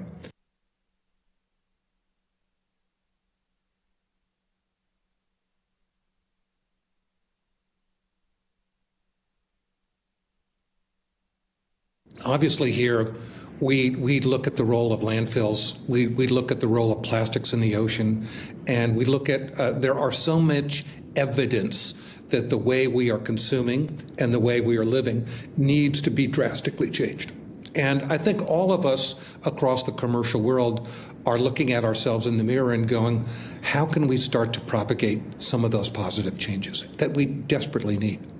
I know, for example, in my own world, I have started a new company with one of my friends called kpecological.com. And we are dealing with compostable packaging.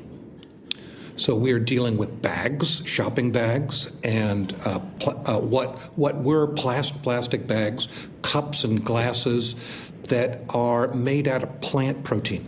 You think of it like an eggshell. Part of what that means is that if you're a cup and gets blown off in the ocean, it will disintegrate in 129 days. Okay? If you put it in a landfill, it will go. And we're pitching retail. We're pitching, NASCAR and some of the other, major football leagues to be able to start going, it's time for us to be able to just do it better. And we have the way to do it better. We just need to shift gears to be able to get there. There are two basic tracks. And one, just to be absolutely, totally crass, is economics. And that the idea, for example, in compostable packaging, that it actually costs you less.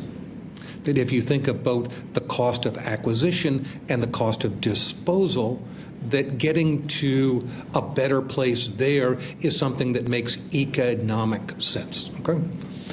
The second piece of it is moral here, and that is, we have a responsibility to our children. We have a responsibility to our past to be able to start doing things differently and to be much more progressive about it. And that is a good story because it transcends politics, it transcends religion, it transcends or it embraces culture.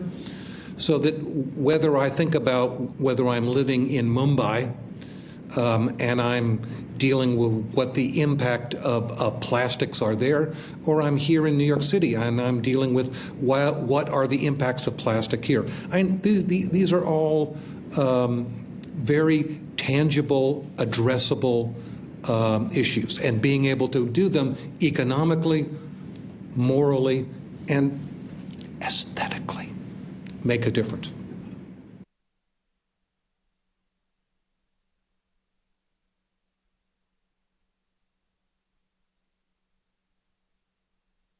I think the other thing that is very interesting is the role that culture plays in starting to inform people about what their choices are and what some of the changes that are going to have to happen. But this is, again, part of what I think the sustainable art world is doing is, in a way, as I was thinking about it last night, I realized the connection between it and shamanist art.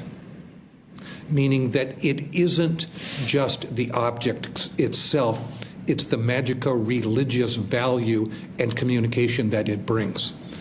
And the idea that we are using recycled material to create art, and that we're asking ourselves some very poignant questions about what does art mean, and how does art communicate, and what is the responsibility in the context of art in terms of getting that message across to its viewers. And this is part of what we're trying to get at here, Tim, is that we desperately need as a culture to be able to shift our gears and to start doing things differently. And whether it's art or whether it's architecture or whether it's the packaging industry, we need some major changes. And I think, again, if we think of the modern museum and its role in terms of challenging people about things that aren't just beautiful, but things that are making you think, making you smile, making you laugh, and making you think. And I think this is one of the evolutions of the world of art that is actually positive here, and it is one that has opened doors and brought in humor and politics and social responsibility into the broader mix. Doesn't that make sense, Tim?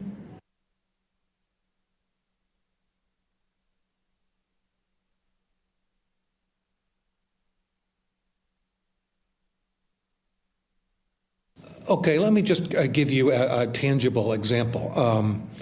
I am very friendly with the Florence Griswold Museum in Old Lyme. And I love the museum because it does a very nice job crossing art and craft. Earlier this year, they had a problem with their electrical service. And it forced them to close the gallery in the midst of the show. And part of what they've done as a commitment based on that interruption is to go, maybe it's time for us to go solar. Maybe it's time for us to be able to look at the museum and go, we need to be an example to our broader community of how we get local and how we get sustainable in terms of just energy consumption. And that's what they're doing right now, is they're installing the solar panels. Solar panels, batteries. I think this is one of the ways in which the broader world of culture and the world of education it isn't just about museums, it's about our local colleges and universities need to set the example and to be able to help push the envelope and show people what they can do. And the fact that this has economic viability is something that we just need to reinforce and exhibit.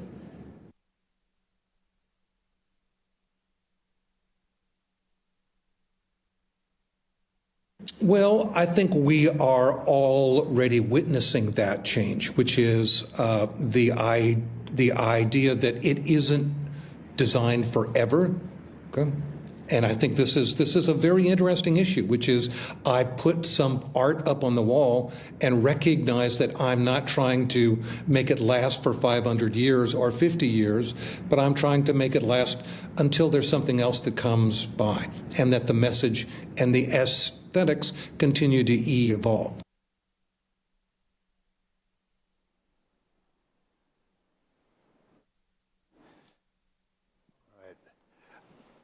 Paco Underhill, again, generously you're participating as somebody who's worked very closely with a number of museums, but again, in that spirit of the expanding your bubble and seeing how art is within a larger mass commerce context that we're still in dialogue with. If everyone could please join me on stage. And I'm sure that we will have, in any order, by all means, that is a path to what we're talking about. But again, each of us is coming to this with different histories and perspectives. Again, thank you so much for being here. We'll lead off among us with Jason Baylor-Losh, Director of Business Development, Dietl International. Thank you so much. I guess we're jumping right into it. We're jumping right in, unless you want to, if you'd like to. Yeah, this is good. Is it on right now? Yeah, here we go. Starting this off, I didn't actually prepare anything before I came, so I wanted to sit in the audience and react to what happened during the first session. I talk about sustainability a lot, but I think also it's important, maybe I can explain Dietl a little bit. Please. So I'm the Director of Business Development for Dietl International. Dietl is the largest provider of art shipping logistics in the United States. We have 11 offices, and we ship museums, galleries, private clients, just about anything. Because of that, I have an intimate knowledge of how all of this works, but I can also sort of see the pain points for what's happening with sustainability, and to be blunt, maybe give a reality check sometimes to some of the lofty goals that we see happening in real time. I've worked with many of the people on the panel, but also in the audience as well too. I'm very familiar with them, so I guess maybe let me start off. I wanted to jump around a little bit, but I'm equal parts excited, frustrated, and appreciative to be leading the sustainability effort at Dietl. And that frustration maybe comes from the fact that I can see things that we can be doing right now to affect change that we're not doing. So when we start going to tackle a problem in terms of looking at the total volume of shipments that we're doing, and we start looking at ocean shipping as being a solution for things, I know that if we start transitioning into ocean, it's only going to cover probably about 5% of the total shipments that we do. That is such a small amount that I really wonder what we're doing with the other 95%. So one of the things that I think is important here is specifically what Keebum talked about on the panel before. He was really honest about the fact that his gallery isn't doing a lot for sustainability right now. It's because they can't afford it, right? They're not in a position like Hauser is in a position to be able to invest into that directly right away. And I think it's our responsibility to find places where a gallery like Keebum's can then start investing in sustainability, just like the galleries that are larger and have more ability to do so in real time. And I'm gonna be honest, I don't know what the answer to that is. So I think it's up to us in this room and people watching to figure out where we can invest in the community as a whole and not simply maybe from the top down. So this has been a problem, I think, since last year. I spoke on the panel for Hauser too, and we continue to see it. And to the point where if I give out an estimate for a sustainable estimate, and it is $100 more than a non-sustainable estimate, the non-sustainable estimate will get booked almost every time, like probably 98% of the time. As much as what Keebum was saying was navel gazing, there's also virtue signaling, right, in our industry that definitely everybody wants to be seen doing something, but really how much are they going to invest in the solution? And for us, it's whether or not you're going to invest in that sustainable option, if it's $100 more or if it's the same price, right? So I think as a company, we have to find creative ways to approach the solution where we know people will start investing in those 98% of those other shipments that they're not doing right now. And whether that be climate action funds or God forbid, offsetting, I had to say that, because we do invest in that. I think we need to find those real solutions right now. One other thing I sort of wanted to mention. Last year, I was talking to, I travel a lot, so I visit a lot of institutions. And last year, I was talking to the director of a museum. They were really proud of the fact that they were limiting the number of exhibitions they were doing because of sustainability. They were expanding the time of those exhibitions, but they were also limiting where those exhibitions actually visited. So if they were in Europe, they were going to keep more in Europe and not ship them overseas. As soon as she got done telling me that, another museum director came over to the table and said, "Hey, are you going to come over to Portugal and see the exhibition we just put up?" And she goes, "Yeah, I'm going to fly over there. Like, I'll be right over there." So it was this place of privilege to limit who could see the exhibitions from those communities that the institution was working in. But if you have the privilege to go and travel, you'll still do that. And I think as an industry as a whole, that's how we work with art fairs. That's how we work with institutions. I think unless there is a systemic change in how we do business, then it's always going to be that way. And that virtue signaling of getting something done while not actually addressing the root of the problem in a lot of cases is where we will continue to be. So I can go on about like sustainable creating options. I can go on about counting the metrics and some amazing things that we've done this year about gathering data, which has never happened before, which I think is amazing, like really cool stuff. But I think until we address some of those root problems and start looking at ways to solve that, then we're going to be in a lurch. I'm going to follow up really briefly, knowing that we have to be succinct for everyone. But when it comes to, as you put it, the reality checks, on two fronts. One, getting a sort of community-based approach, does that seem viable? And the second is that ethos of not traveling everywhere to see things. Is that a shape that art could actually take in your mind?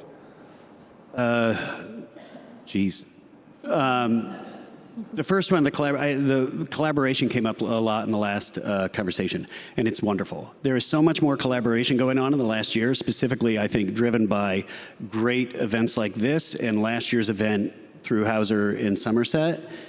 These conversations wouldn't be happening without that, right? There are also a lot of cooks in the kitchen. Like, everybody has a great idea for how to have a solution to this, and they overlap with each other often. So I think Art Switch's idea about collecting this data and having a reliable way to like output that data so that we all know what's happening in real time, so we're not duplicating. I know that Getty's doing amazing stuff, that we need to have our eyes on all of this in real time. A good example, and we had just talked about this, PST is coming up, the exhibitions throughout LA. I was at an institution yesterday and they have the PST show happening, and they are collecting data points for sustainability, but they don't know why they're collecting them. Like, they don't know what they mean. So where's the education part of the process where we actually are helping people figure out why it's important? Because if we want them to be invested long-term, that's really important. I'll say one more thing. I know I've talked a little bit here. I'm guilty, so. Yeah.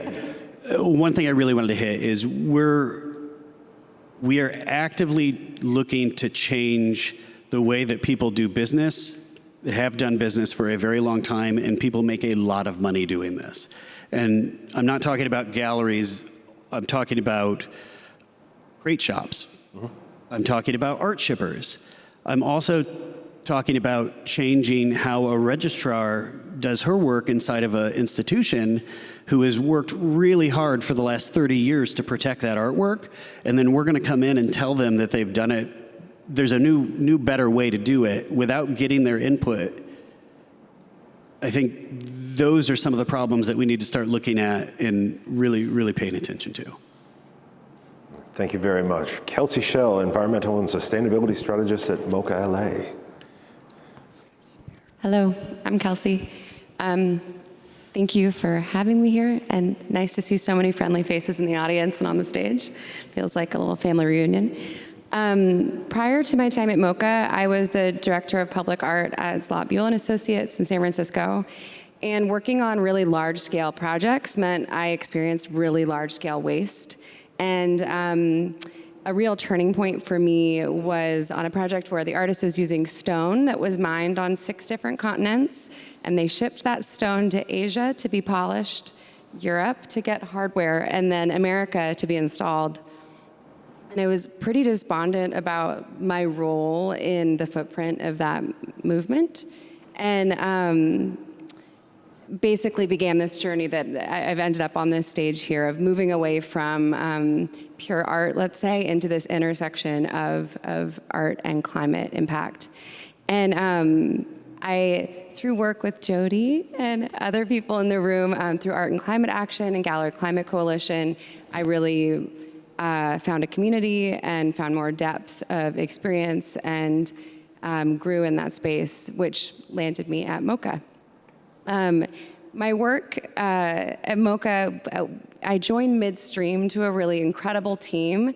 Many of the faces I see in the audience, including our director, Johanna Burton, and Simone Paz, who is my predecessor, and Haley Mellon, who you heard from earlier, who co-founded the Environmental Council with David Johnson in 2020. And I feel really lucky that it's a robust program already where sustainability is a really central value to the organization. And my work at MOCA, I think of in kind of 4 buckets. I work on operations, which I think is the most obvious one we all think of, which is really like decarbonizing the energy of the space through projects like solar, which Haley mentioned earlier, as well as HVAC upgrades, both of which are thanks in part to the support of the Frankenthaler Climate Initiative. So fun to be sitting here with you. As well as smaller things like toilet paper. You know, it's not always the sexiest choices, but that add up to something important. We also obviously are focusing on using our exhibitions to foreground climate and environmental justice, and have 3 incredible shows coming up this year, including Eddie Rodolfo Aparicio, which opens next week, and I hope you'll come see it, as well as Josh Klein in the spring or in June, and then Olafur Eliasson in the fall for PST. We also focus on exhibition design, so reducing wall demolition, material choices, better material recirculation at the end of the exhibition, better shipping choices. And we also are focusing on public programs as a way to open up a dialogue and conversation with our audience and also internally at the museum.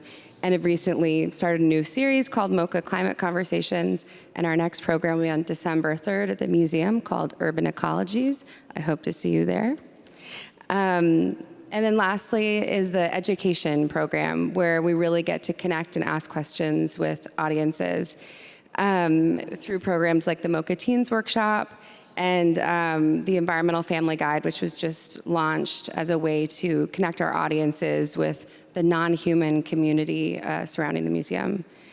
And so the work I'm doing is very diverse, but I think the most important skill set and why I'm so tickled by the title of this talk is that's communication. And I think that behavior shift is the most important thing, other than, I mean, decarbonization is major in terms of impact, but moving how we all think and make decisions is really the most important thing that we're working on, breaking down silos, collaborating, so that I'm not just like beating this drum by myself over here, you know, like start a band, like make music together, you know? And it may be because I've been in therapy like since I started talking, but I think there's like a real connection to that work in this process, which is asking questions that are an external conversation, talking to someone and saying, what are you going to do with that material at the end of the show? If you ask that enough times externally, you begin to internalize that conversation, and then you can take that knowledge on with you forward. So I think that's really the space that's most exciting for all of us right now. Definitely, if we have the opportunity, it will be amazing to hear about how such initiatives do interface with individual departments. As you say, you've done it one way for so long. How do you actually allow that internalization to happen or encourage it when there are such personal stakes, historical ones. Jody Roberts, co-founder Art and Climate Action, Executive Director, Marin MOCA. Yes, all right, we're live. Thank you so much for the opportunity to be here. It's a pleasure. So many of these people are colleagues I've had for years, and literally I'm just seeing them for the first time in person, which is both a mind something and wonderful. So thank you for the chance and the excuse to be here. My background is as an art historian, an academic, and a curator, and ended up thinking a lot about sustainability over the past 3 years in the wake of the 2020 fires in the Bay Area. Right after we woke up to orange skies, a number of friends within the art world there started thinking, we have to do something about it. And it's even funny to tell, not funny, but slightly horrifying to tell that story, because in 2021, it was such an impactful story. Orange skies, San Francisco, we all saw it. And now that is so washed over by multiple crises afterward. But it was a real coming together of curators, artists, art professionals of various stripes with nothing but incredible energy and knowing we wanted to do something, and also feeling like we didn't know what to do. So luckily we were able, through Haley Mellon and the GCC and a number of other initiatives, start to gain the knowledge about the broad brushstrokes of what we all know now that we're supposed to be doing. And we're like, okay, now how do we do this in our actual workspaces? And then within the backdrop of all of that is knowing that we were in California, a place that touts itself as a climate leader, right? And so one of the first initiatives with some financial backing, a great grant from Tiger Foundation, is I started spending time in actually researching what those resources are. So trying to gear up a whole lot of curiosity and spending a lot of hours researching our utility companies, initiatives and legislation about driving and shipping.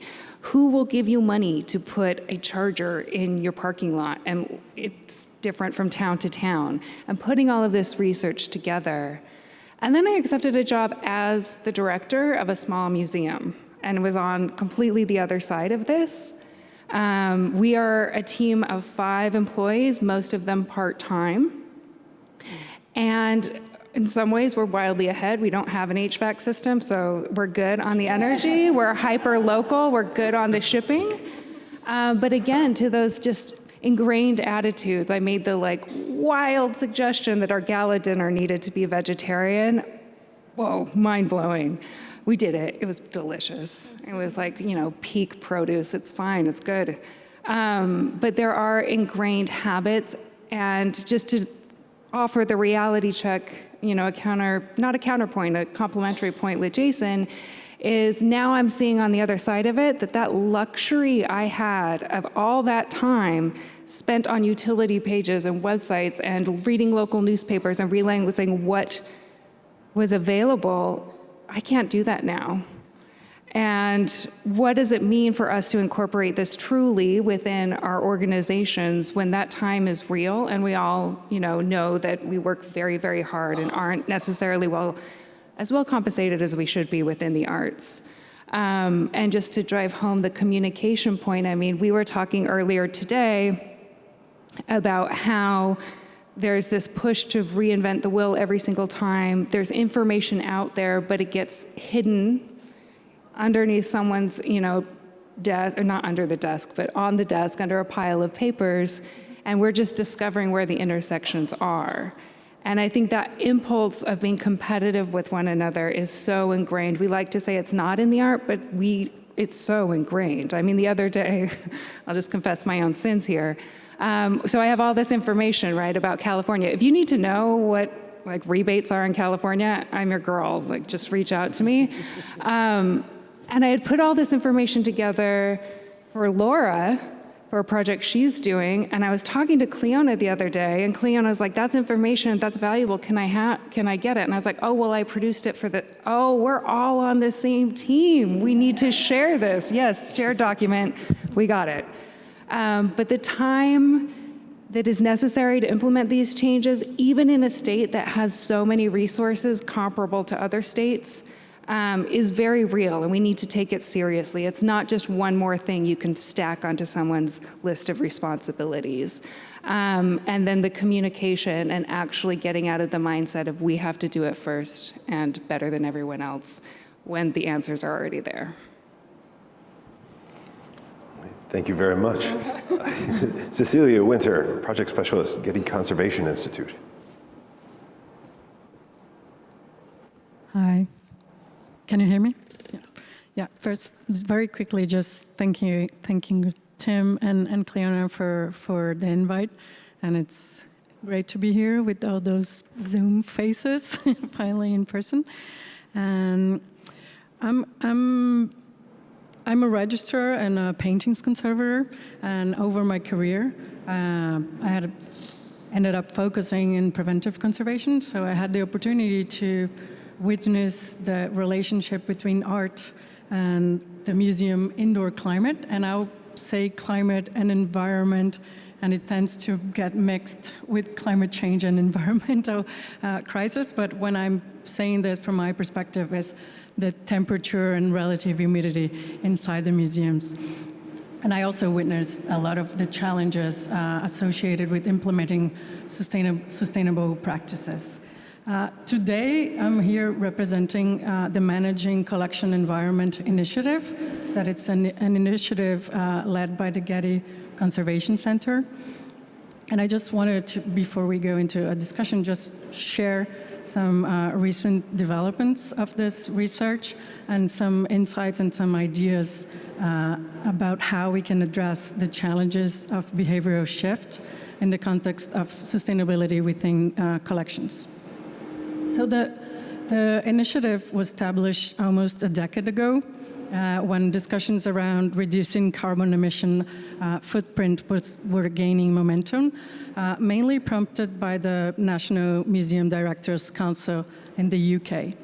And a lot of those discussions led to the declarations that called for energy reduction in the museum field, such as the ICOMCC and the IIC environmental guidelines in 2014 and the BISO Green Protocol in 2015. Those were milestones in acknowledging the environmental impact in museums. However, those guidelines, they kind of came with disclaimers, and they recognize the complexity of addressing collections and material environmental requirements. So those guidelines were kind of advocating for broader parameters in museums and not have such a tight control in museums, but they were also saying, we are proposing these new parameters, but we recognize that the behavior of these materials is very complex and we don't know everything. We need the help from the scientists and from conservators to unpack these complexities. This served as a call for research in the field and inspired the project I'm working in to address sustainable control and management of collection environments. Our work aims to provide evidence-based tools which can help professionals devise sustainable and yet safe approaches to collection care. This holistic perspective emphasizes the analysis of real-life cases and research data to manage indoor climate in museums. Before we delve into the initiative components, I'd just like to emphasize the importance of risk management principles, that this is something that permeates all our project. Risk management is something that has been introduced about 2 decades ago in conservation and collection care field, and it allows us to weigh the cause and effect and to prioritize mitigation strategies. So the recommendations can be focused on mitigating the greatest risks, and the lowest risks we don't need to put financial resources or people resources and et cetera. And most of those risks, the studies show, are not related to climate control or environmental control in museums.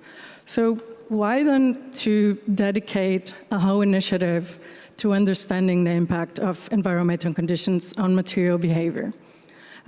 We do this because the focus on temperature and relative humidity arises from the substantial investment and effort and resources required to control them. We know that keeping tight parameters in a building, in a museum, can be responsible for up to 60% of the energy consumption in that building.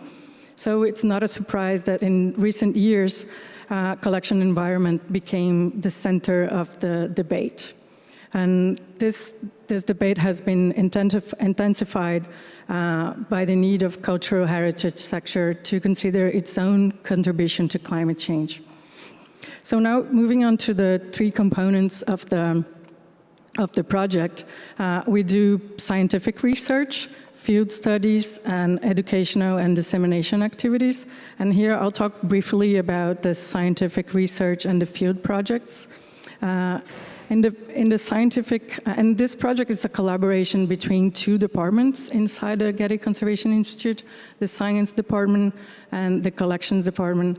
And so we have scientists doing tests in materials and different scales. So these different scales involve macro and mechanical testing and micro and nano testing as well. So over the years, we kind of moved from samples, artificially created samples and mock-ups, and people would come to us and say, oh, but this is not the real artistic material.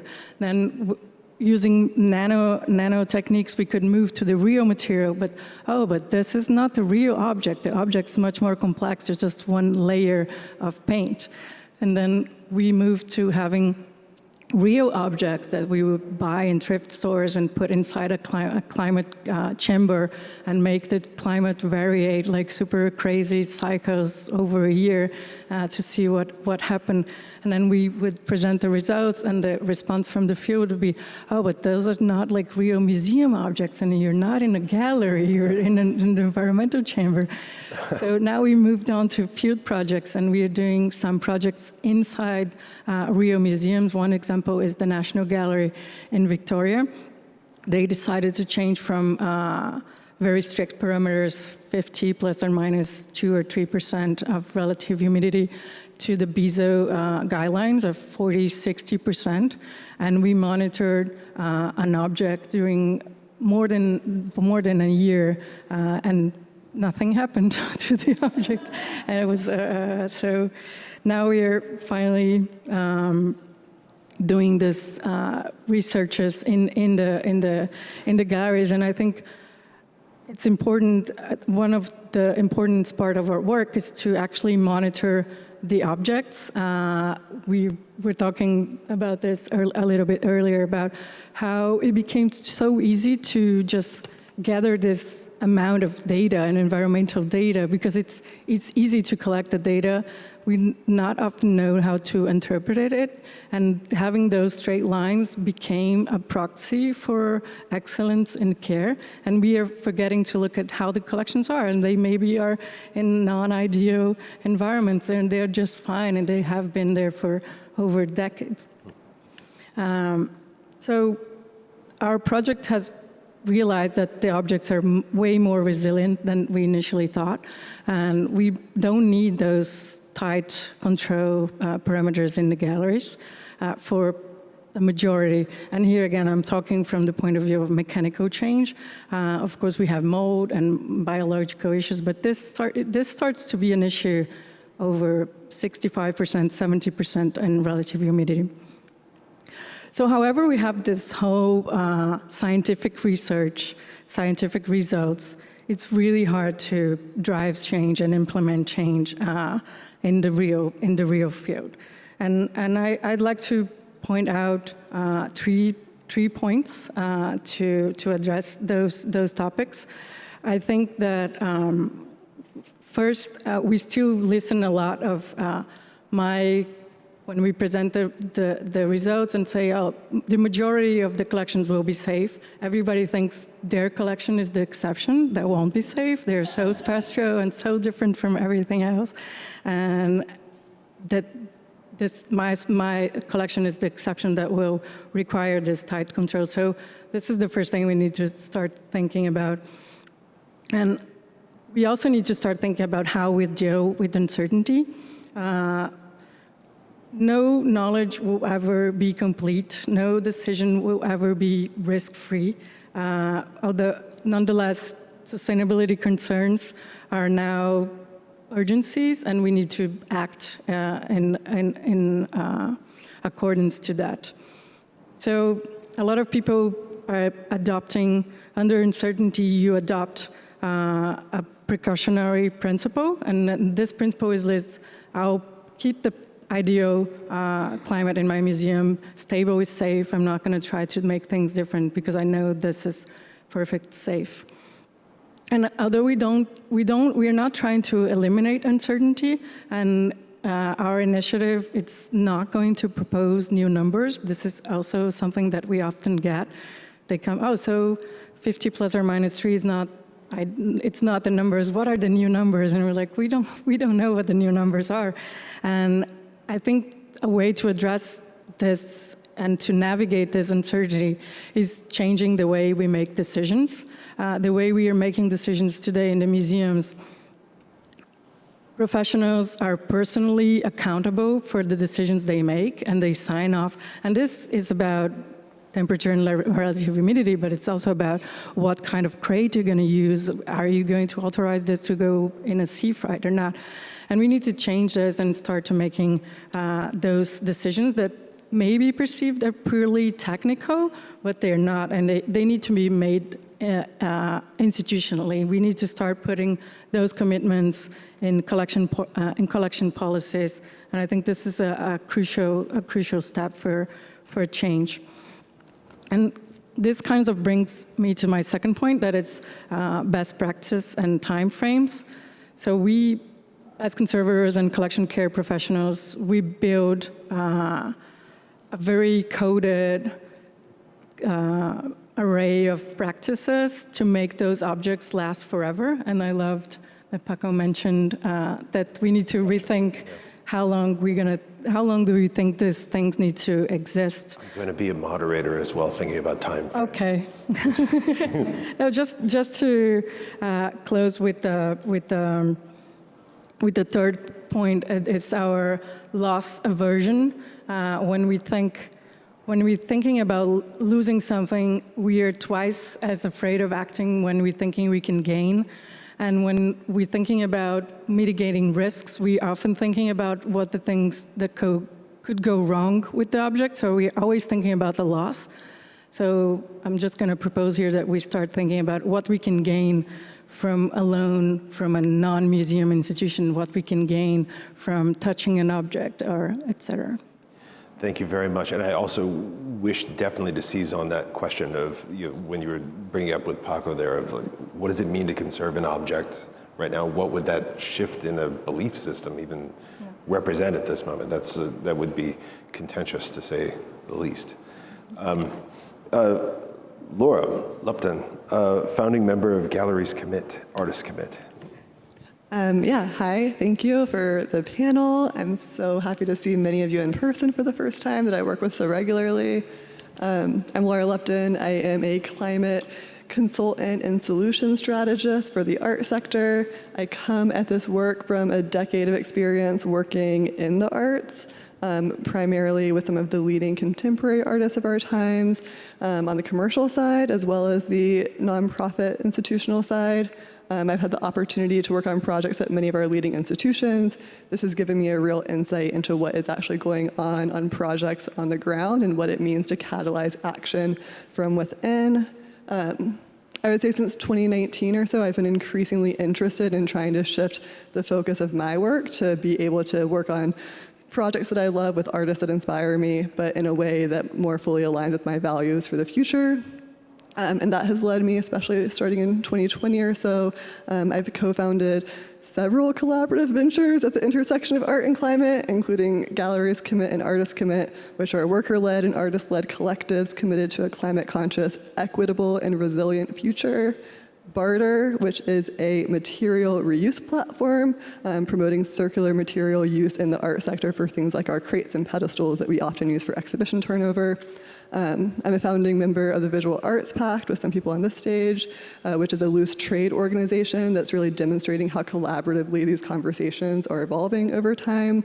And I'm on the founding committee for the GCC New York chapter. My focus in this work and my perspective has really been around that movement building and community work, developing networks and connections, and a in particular perspective of what workers on the ground actually need in order to take action, take climate action. What blocks are people facing? What are they saying is an alternate priority or something that they need in order to take climate action?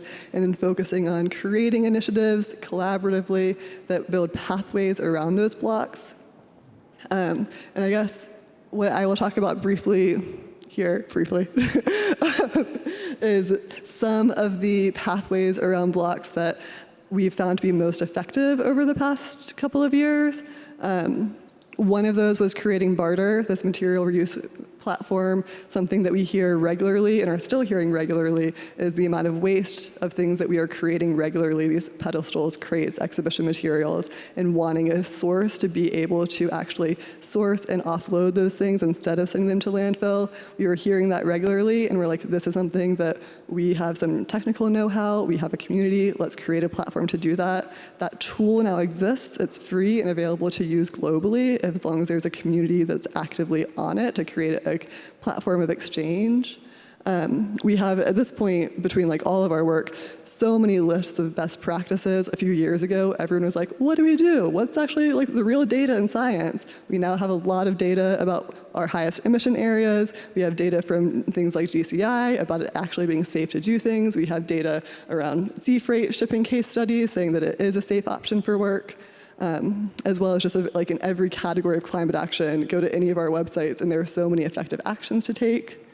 There are so many networks and communities, whether that's the official networks like Galleries Commit and Artists Commit, the Gallery Climate Coalition, Key Culture, Pact, as well as just informal conversations that are happening that has been really rewarding to help support and catalyze action. Some of the things that I've been working on most recently are Climate Action 8x8, which are dozens of US institutions, galleries, and museums that have committed to climate action in 2023 in 8 core areas of climate action. It's an aligned sector-wide movement that also allows for flexibility to tailor something that's very personal to your space. And one thing that I'm particularly excited to see happening that I feel like is indicative of the sea tide change that's happening in these conversations. Right now, a project that I'm working on here in LA with the Getty funding for Pacific Standard Time next year, which is really investing in building community between different Pacific Standard Time LA-based, Southern California-based institutions to build community around climate education, fluency, impact reporting, and hopefully an eye towards collective sector-wide solutions that are both tied into global answers, but also, I think, as Jody points out, really locally based and have to be rooted in a local network. I will maybe end this by saying that at this point, like when I started these conversations in 2019, Haley mentioned this on the last panel, it was a much quieter conversation. Right now, like the climate conversation is happening in the art sector, and it's happening loudly and repeatedly, and it's like going on. So it's a matter of like, are we doing it together, or are the people on the stage doing it for you or for other people? And I just really want to position us as collaborators with anyone else that we're not here as leaders even. We are doing our best to create tools to help support action, but it is like we coming together to take climate action. And that's the kind of like operational behavior shift that I think is important to be thinking about. Thank you very much. James Merle-Thomas, Jim. Thanks, Tim. Deputy Director, Helen Frankenthaler Foundation. Sure, and thanks so much, Tim and to Curator for organizing this event. I'll keep my remarks very brief so we can jump in. Now I feel like I'm evil. No, it's very good. The moderator stepped in. I thought it'd be useful. I want you all to converse. Absolutely. That we're, as Conan, that's the really crucial part of this. So I want to acknowledge my own sort of subject position in this as an art historian and as a curator and a scholar who's been working now for 15 or so years on looking at the historical arc of the intersection of art, technology, and ideology as we kind of understand it. It's been fascinating to think about the specter of something like PST, or if we look a little deeper, the legacy of something like the Art and Technology program, and how certain ideals about whether it's technology during the Cold War or the nascent environmental movement around the beginning of Earth Day in 1970 kind of attenuate our conversations today. But I want to shift and talk about that not in my art historian or curatorial hat, but in my role as the deputy director at the Frankenthaler Foundation. And I'll give a few signposts and then we can launch into the conversation. So for those of you who are not familiar, the Helen Frankenthaler Foundation, like organizations like the Robert Rauschenberg Foundation, the Warhol, et cetera, we engage in work around the artist's legacy, Frankenthaler's ideals and her values, as well as then a number of strategic partnerships and philanthropic issues. So in my current role, I'm helping to shape what is now year 3 of a 5-year initiative called the Frankenthaler Climate Initiative. I know in some ways I'm preaching to some members of our rapidly growing choir, but we are about halfway through a $15 million 5-year pledge to grant money to museums, collecting and non-collecting institutions, to visual arts organizations, to art and arts-affiliated universities and art schools who are committed to tangible change in climate action. Very practical terms, this means investment in things like HVAC systems, solar, renewable energy, tangible change to reduction or zero-emission policies.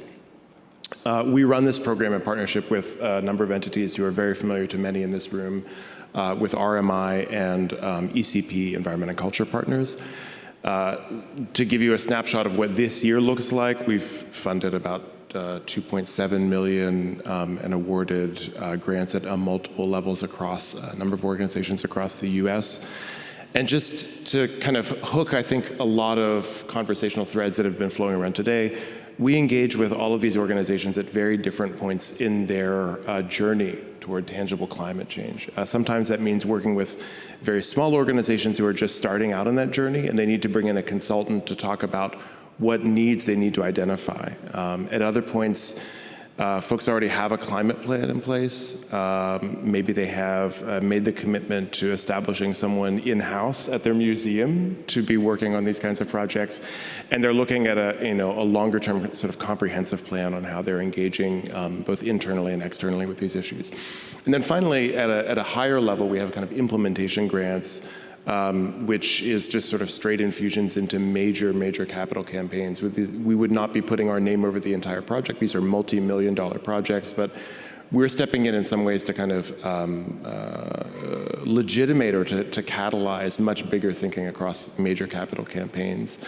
And I will put this over back to the conversation, but I will put in a plug to say, if you are involved in an arts organization that is engaged with this kind of work and you haven't been in conversation with us, please reach out. We are about to launch the next round in this kind of work. Many of the people who are sitting next to me on the stage and sitting in this audience, hopefully watching online, are already part of this conversation, and we'd be happy to facilitate that. Thanks, Tim.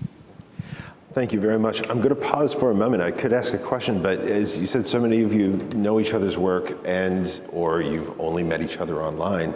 There must be comments or observations you've made that you want to seize upon in terms of what has struck you from the conversation to date that you would like to see sort of developed here. Can I make? I'll make one very quick note. For it. I'll just say that it was wonderful to see the interview that you held with Paco, and he actually invoked the Florence Griswold Museum, which I thought was a great example. That was actually one of our grantees. We actually were helping to catalyze that project. Rebecca Bolio, the director there, has moved on to the Taft Museum, which is in Cincinnati, and I think from my vantage point, it's been amazing to see. We're kind of all in this from our respective positions in institutions, but then individuals, it's the art world. Like, people move around, and I think what's amazing to see is the way that you can leverage success at one institution, translate that sensibility to another place, evolve what your definition of your peer group might be, and what sustainability means at an institution. For Rebecca now, it actually means putting HVAC into a new facility in Cincinnati and engaging with conservation issues, because it's a brand new place that's not ready to say go all solar, but they're ready to have a very serious conversation about why the people who are attending to HVAC in facilities need to talk to the people in conservation about a much more holistic way that, to use your phrase, these operating systems are always already in dialogue. I'm curious in this way, and this was something that came to my mind when you were speaking, it has a little bit to do with attitude, but as you're developing models in one place, how applicable are you finding them to be in other places? Can that transposition happen? If a person is moving from institution to institution, or as you're trying to speak across departments, or you're seeking to open a dialogue, sometimes that isn't desired. Yeah. Yeah, I think we're moving from those perspective models to more. It's more of a guidance on how you need to make those decisions and who needs to be sitting on the table, than just like you should do this or this, and this is like the recipe that will work. And because we can't, everything is so context based that it becomes impossible. And even Gary Thompson in his book, when he designed the table of the environmental parameters, if you read the whole book, that's not what he's saying. And you just capture the table because it's easy information to grasp and try to apply. But he was well aware of like different continents and different climates. And we're trying to go back to this and look at the context and how to make those decisions in a collective way inside of the institution. So you need to have the curator, the registrar, the conservator, and the HVAC engineers sitting down, and not for the whole time, but in crucial points of different projects to make decisions together. And suddenly I'm feeling Jody's pain around time. And is there the time, or would you re-legislate time within an institution to allow for institutional decisions to be made in this way? I'm going to hand this one to Kelsey, because I have an answer.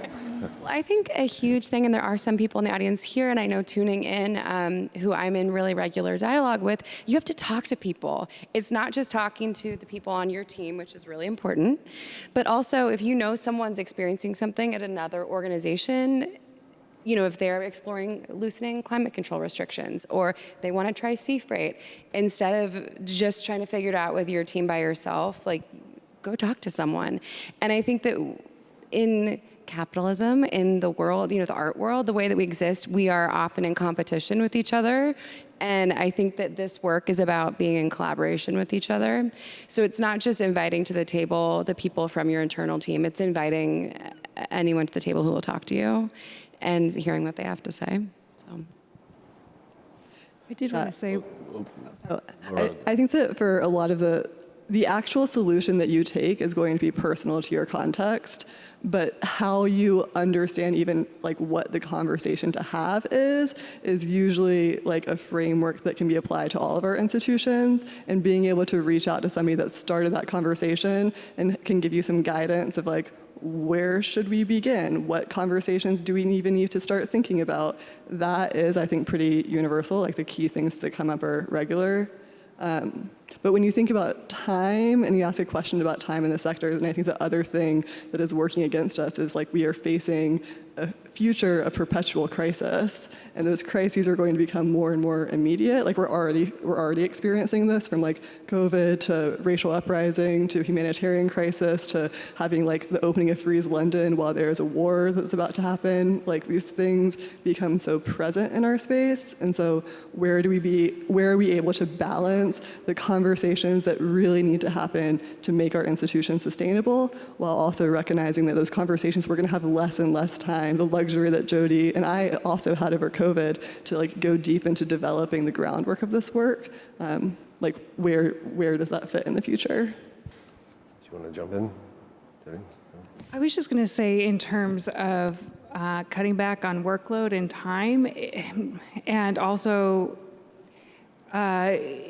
getting people to feel a little more enthusiastic about this subject. If you can pique someone's curiosity, they're much more willing to participate. And, you know, coming from an academic background or a curatorial background or whatever it is, we tend to be pretty nerdy as a group. If we can get a little bit of a research vibe going on this, it's great. Like I would give myself pep talks. Like, you're calling PG&E today, it's just like you were calling an archive in Argentina 5 years ago. And just a sense of getting that information, sharing that information, it cuts down on the sense of a lack of power. I can't do anything about it. There are tremendous solutions out there. And if you can get out of the sort of doom scrolly national news about, or international news about climate, and home in on some curiosity about what your local context is and what your local action should be, it's great in terms of team building. Coming out of this, go. I just wanted to say, on top of that, I think it's just about doing and making it happen right away. I think, I hate to say this, but like as a case study, Hauser is a great example of this. They have worked really hard to figure out what works they can ship via ocean. It might not be as much as what we would like, but it has set a base point, so now they know where to direct their energies on other aspects of what they have to figure out, right? And unless you are, if you're just sitting on the sidelines and waiting for somebody else to figure this out, it isn't going to happen. It's about like diving in, really doing the hard work. Cleona has like really done a ton of hard work on this, and it's not been easy, but they've figured that part of it out now. I was actually wanting to end with precisely the question you opened with, which is what can we do now? It feels like one thing that's identified is certainly the need for the continued need for a centralized hub of information. Mm-hmm. And then obviously that key of moving from community and dialogue as an end unto itself to mobilization, in turn, which will take us to our third panel later. I can't thank you enough for being part of this and continued conversation. We'll take a short break and be back soon.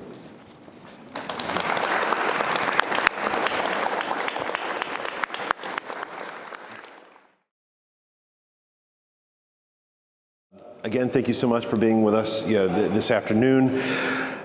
Even in the last panel, which dealt so much with operations and technologies around sustainability, I think that the kinds of terms that you heard, institutional thinking, partnerships, community, networked action, information sharing, opens naturally to our last conversation today around local environmental justice, collectives, and art's changing shape. Quite simply, what kinds of art making do we see around, and what have we seen historically around questions of sustainability? Specifically, how does activism and art making intersect around sustainability today? What are some of the shared dimensions of storytelling? In the last panel, we heard about the importance of inspiring people, of new modes of partnerships, and all preparatory conversations. This came up time and again. And within that question, as we are thinking about art at base and how it impacts us culturally and how it might engage and inspire us to other behaviors. How might that idea change, and what can we draw from historically in order to give us new traction today?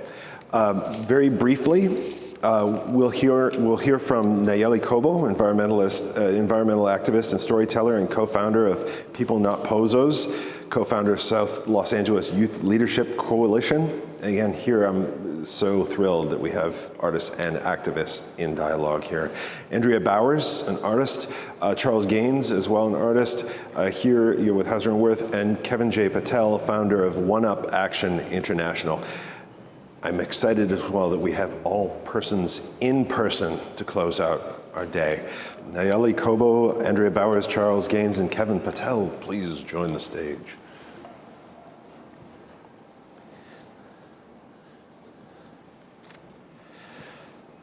Thank you.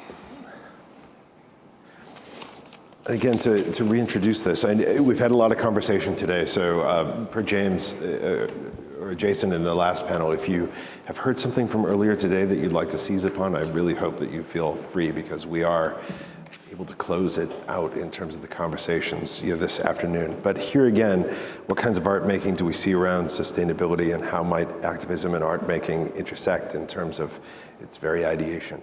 So Nayeli, I'll hand it to you right off the bat. Hi, everyone. Okay, that's definitely on. Happy to be here with you all today. Sorry, I don't feel good today, so my brain keeps slipping on me. Could you repeat the question? No. Actually, that is the overarching. But really, if you say a little bit about who you are, what you've done, and when it comes to this conversation of your work and how it resonates with art, that would be wonderful.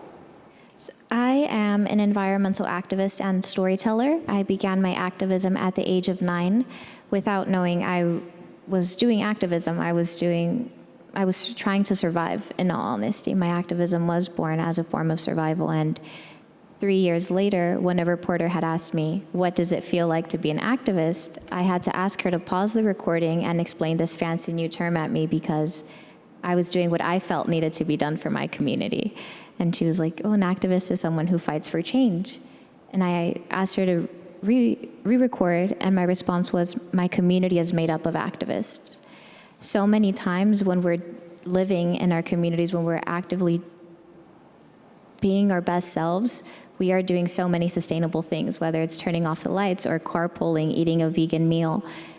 Our culture is sustainable. And the way my activism connects with art was, I used to be a professional dancer for 10 years. So I'm a very proud daughter of 2 immigrants. My mom immigrated here from Mexico and my dad from Colombia. And I used to dance folklorico mexicano for many, many years. And it was not only a way that I could connect within my culture, but also within the art. And I could express myself in a different way to different audiences. And it allowed me to also connect my activism within the arts. And during rehearsals, I could be like, hey, what are you guys doing tomorrow? There's a strike. Or, hey, we're filming this tomorrow. You guys should come and make a sign with me. And it was such a beautiful way to build bridges.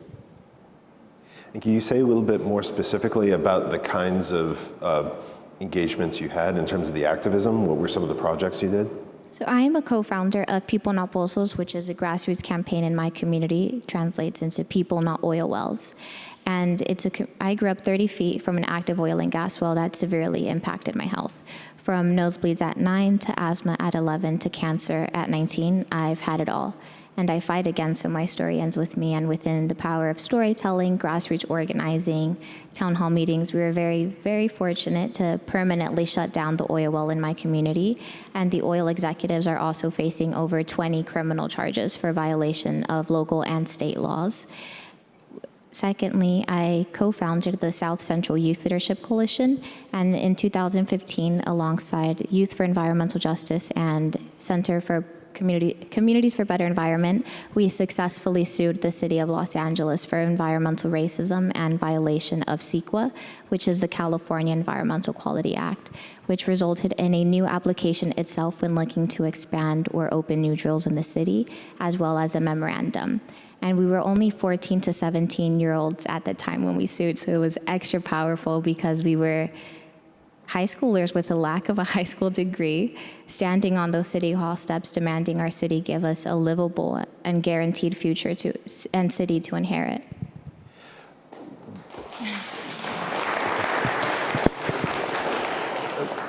Just to continue that thought for a moment, where and how did you tell your story and stories?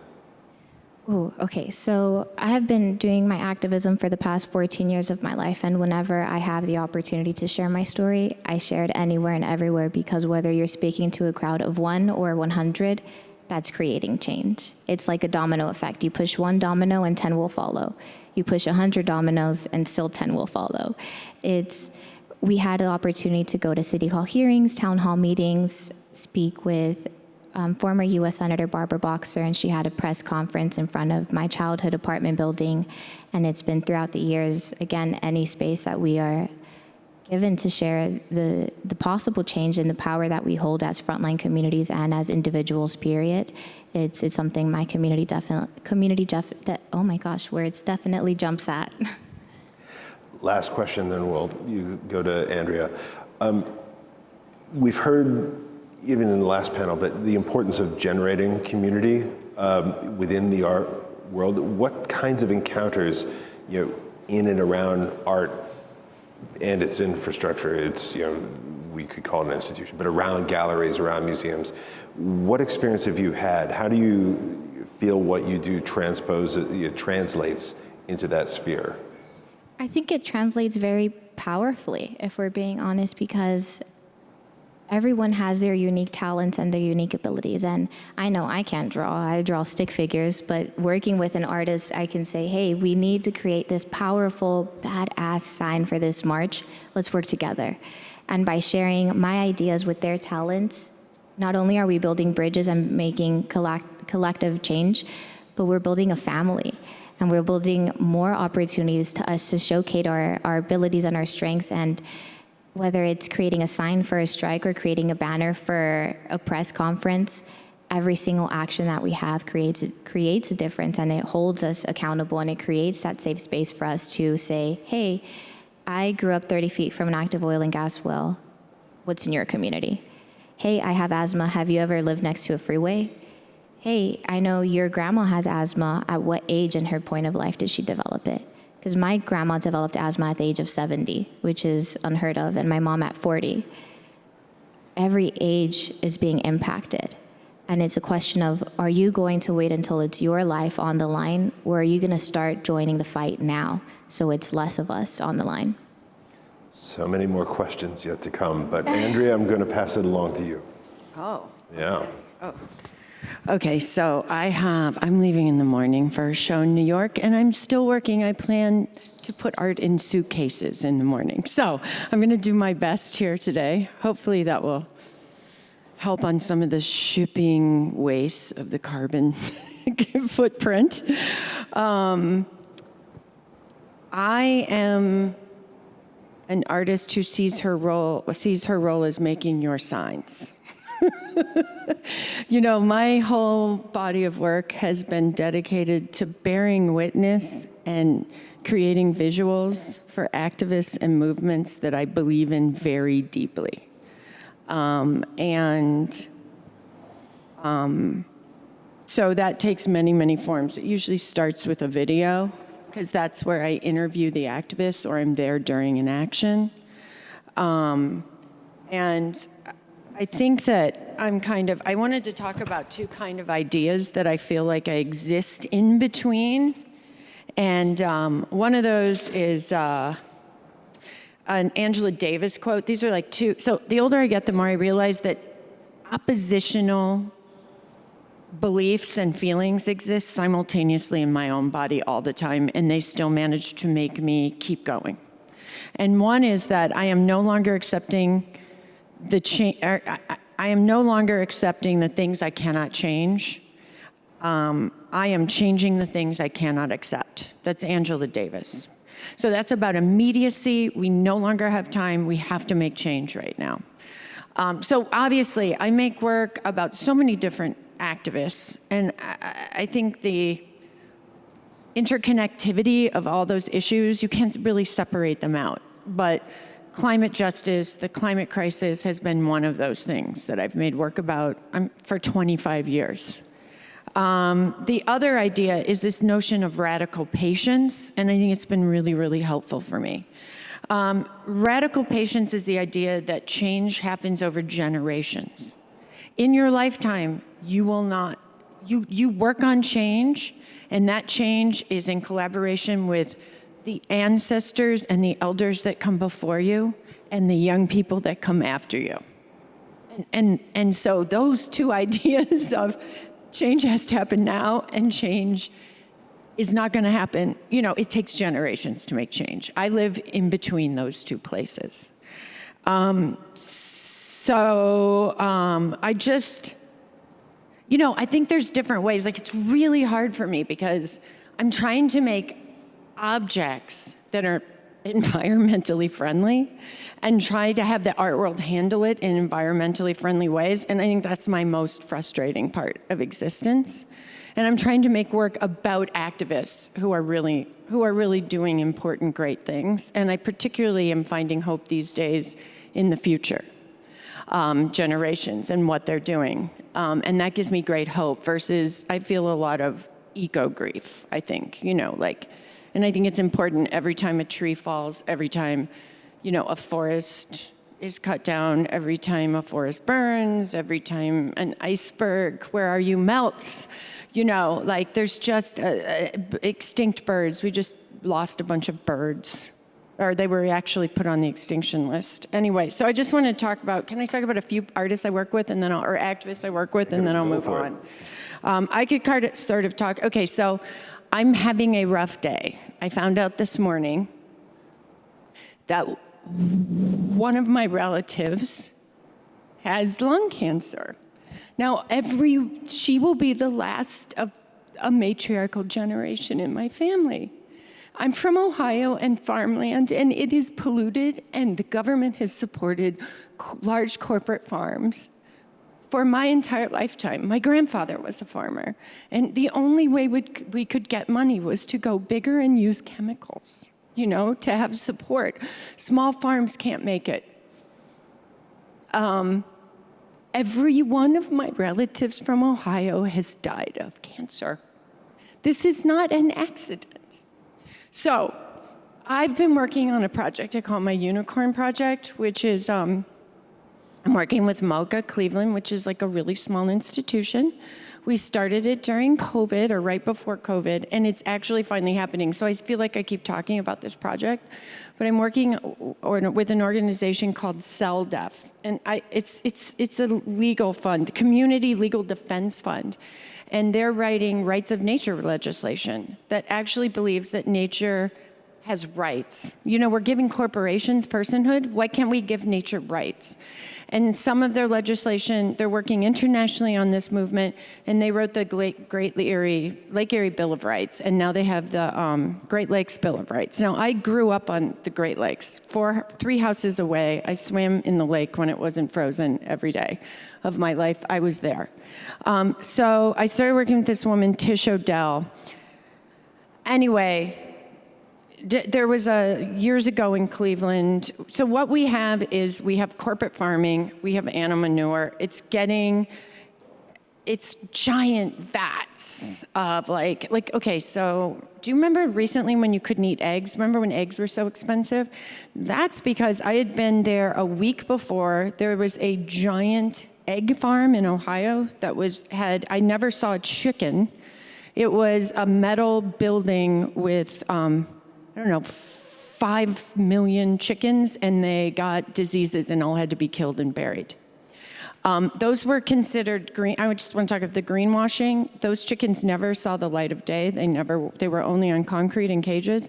They were considered grass-fed eggs because they actually had grass outside the corporate buildings.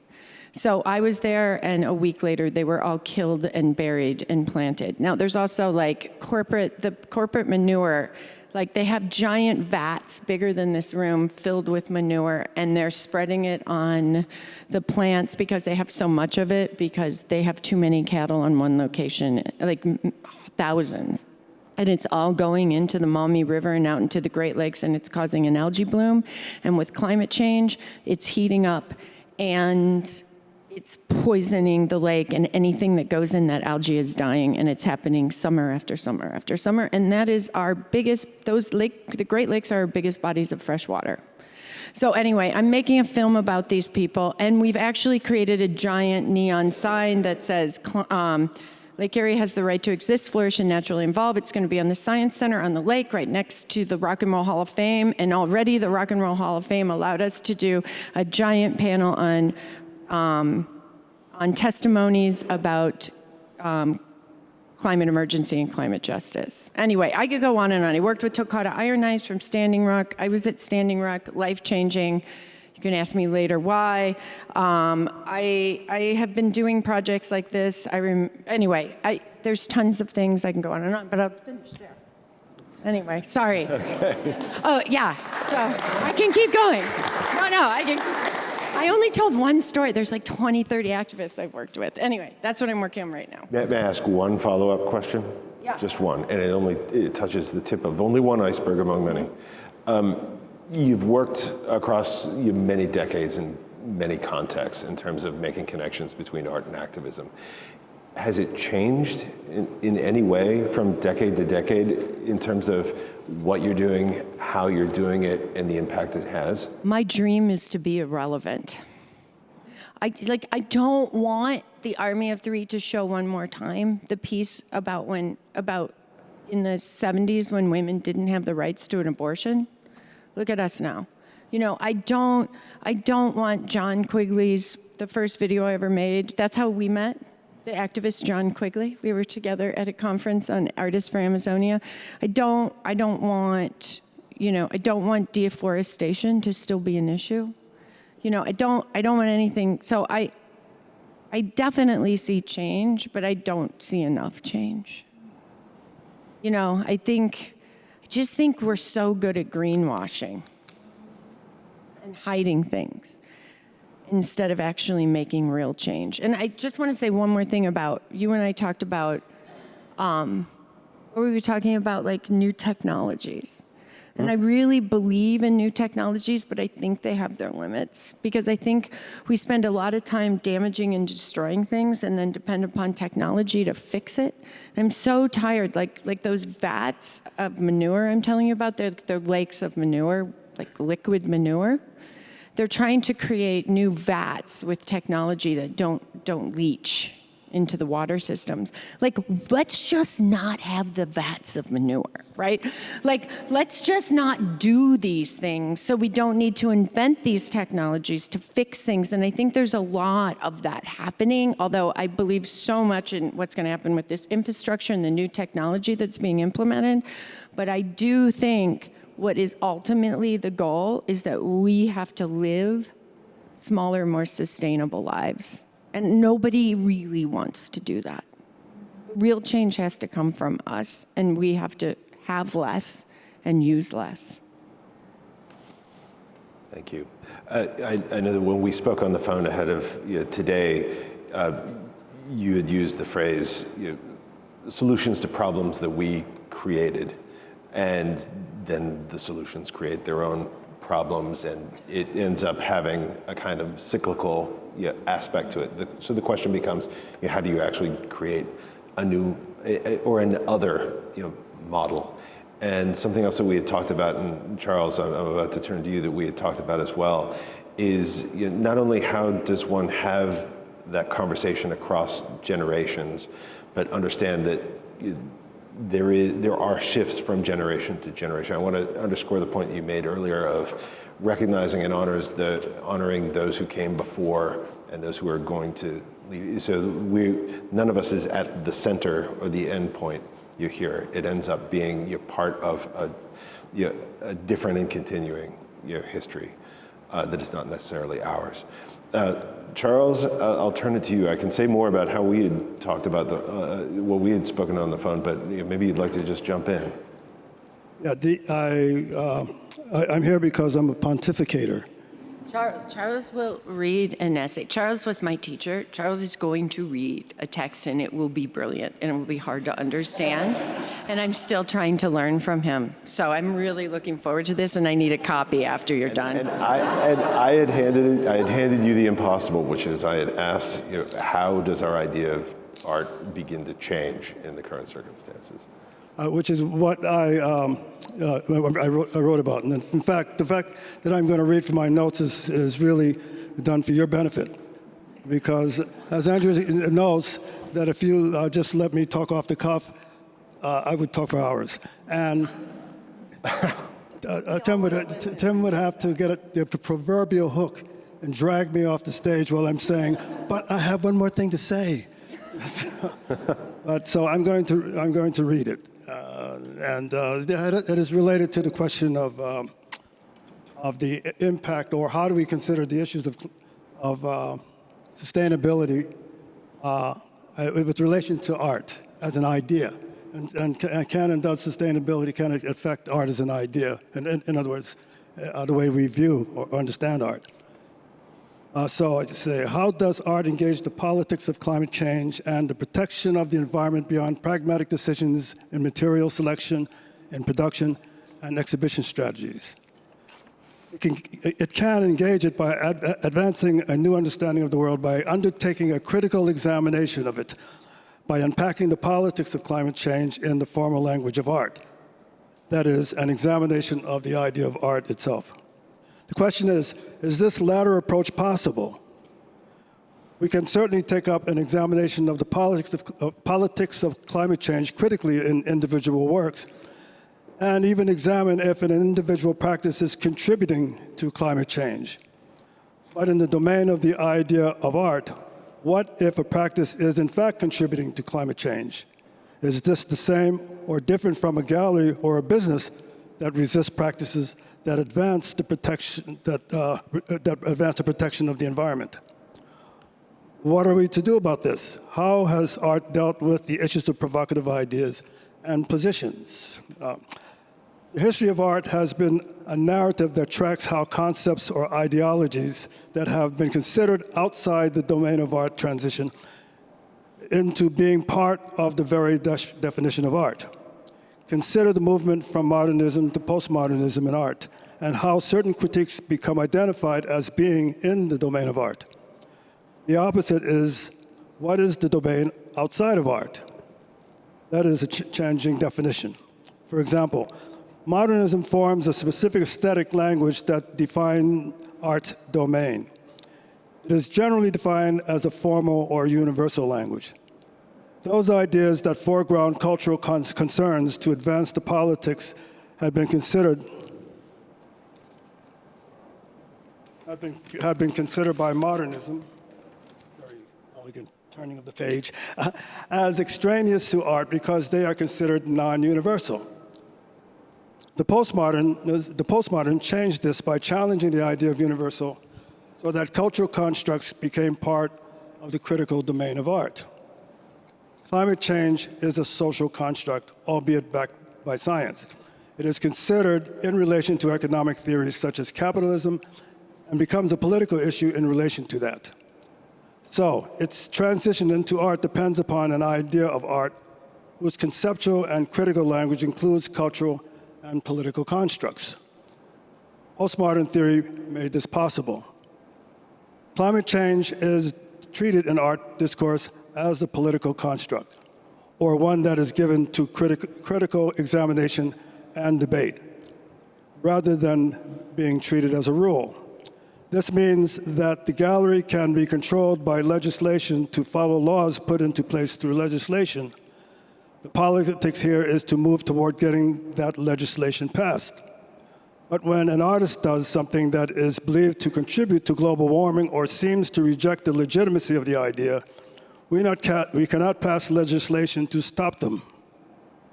In art, the recourse is through criticism, making the argument to others to reject the ideological foundation which that art is built on. Debate avoids issues of free speech or the idea that we can prevent certain ideas from being introduced, as is the case in the political domain where legislation can prevent certain practices.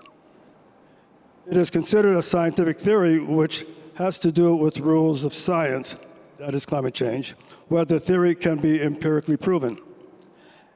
And even if it can be, for it to become a critical issue in art, it would have to be considered a cultural construction.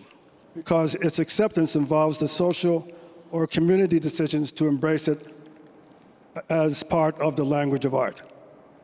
Being a legitimate science is not a determining factor because it is operating under a system of criticism that is more philosophical, political, and moral, which is essentially the cultural domain. So there is a way to understand climate change as a progressive political critique of culture that, through criticism, can change the contours of art's domain in the same way that many other political critiques of culture, such as racism, feminism, Marxism, and post-colonial theory have. With respect to this, the idea of sustainability is actually a natural construction to non-capitalistic cultures, like the Native American population. To remove colonialism from the political concept of sustainability, this idea to remove it from the political concept of sustainability, we first have to give these societies credit for the idea. The idea is that the I say pre-capitalist because that produces a historical timeline that privileges one thing over another. But non-capitalistic cultures have been dealing with sustainability as a natural experience, but then they discovered it was actually a political idea when colonialism took place.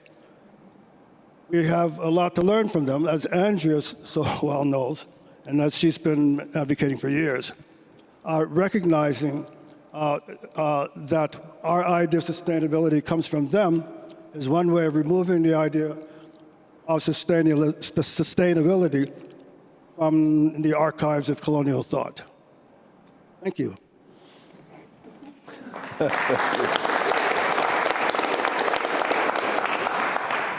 Kevin, I'm going to directly to you.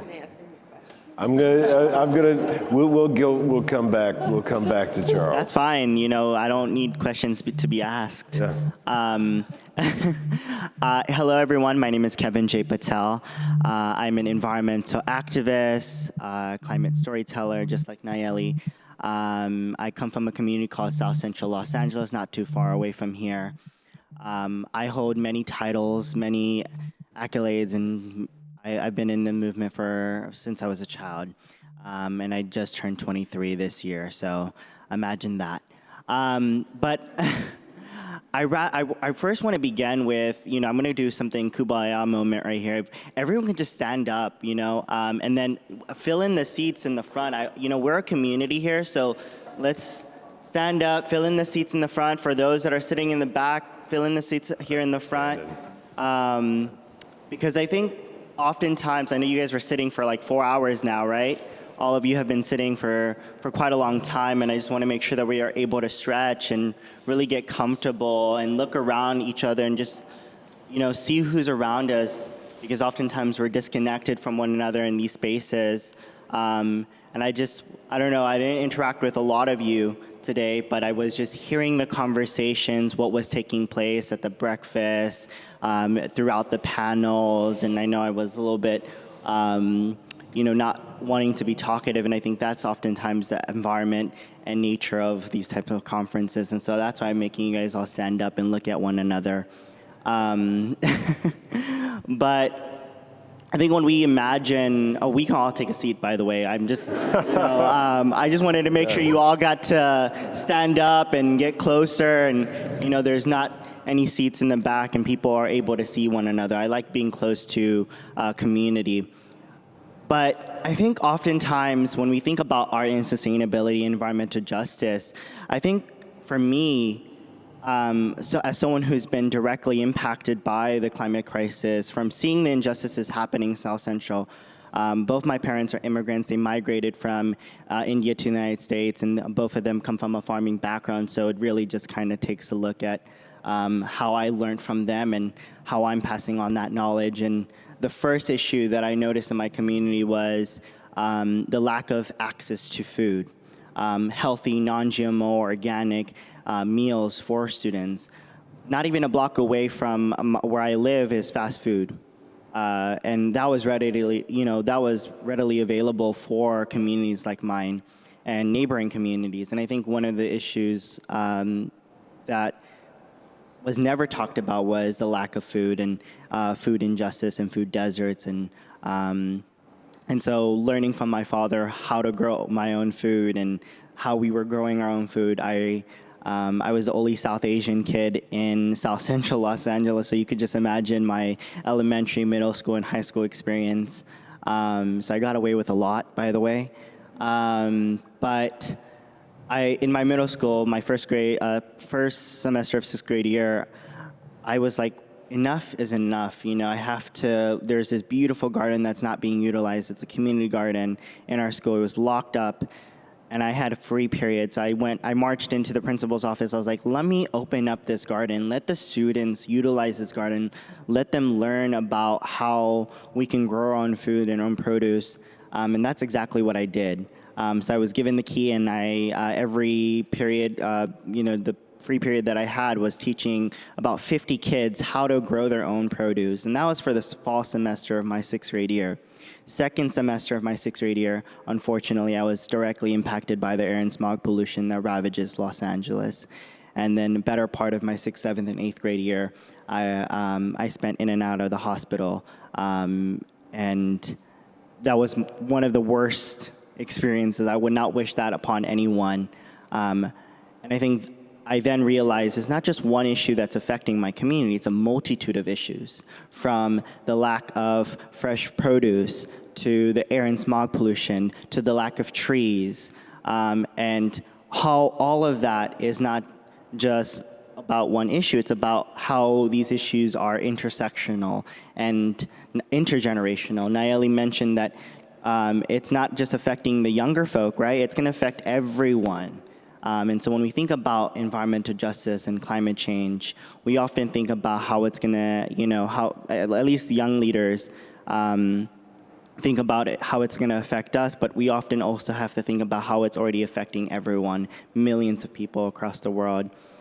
And I also just wanna kind of pause there, but I also wanna make the connection to art. I think art and sustainability and climate are intertwined. The only way that we can make solutions, the only way that we are able to tell our stories, the only way that we are able to really kind of express ourselves is through art. And there's all these mediums of ways in which we are telling our stories. And I think art inspires me to really kind of keep going forward. It gives me the hope to create the solutions, to implement the solutions. And how can we reimagine a world without that, right? Without art.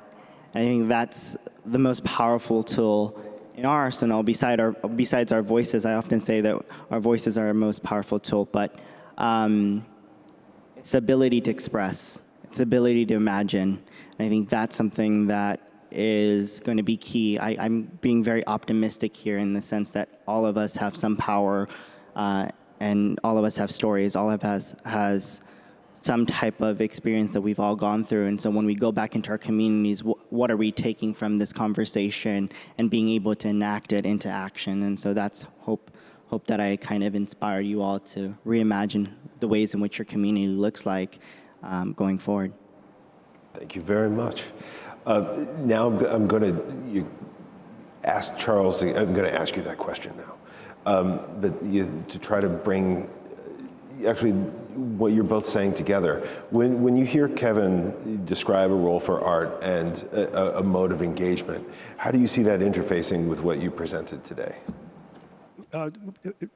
With deep respect, it's kind of a romantic dependency of what art can do, because the problem is, as difficult as it is to advance ideas of sustainability in the general culture, it's as difficult to change the art world to embrace and accept those as critical concepts that are part of art.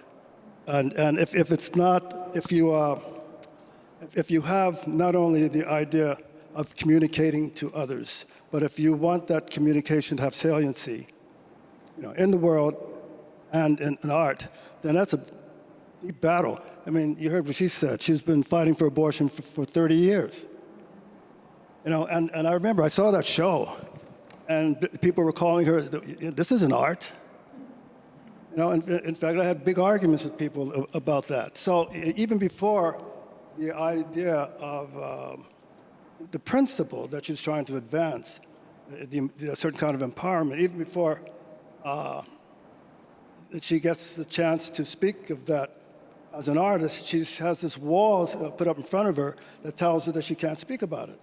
I mean, she's been very successful because she's broken down a lot of that wall, but it's a powerful struggle, and it's not different. I mean, this is the way art operates. If you could consider it as part of a general idea in the world, it's just the way it is. It's a difficult mountain. I mean, it's the rub against capitalism too, right? Like it's better to not show my art because, if you look at the country, 50% of the people are going to disagree with me at least. So that's 50% of the buyers, right, who are knocked out, who aren't going to buy that work.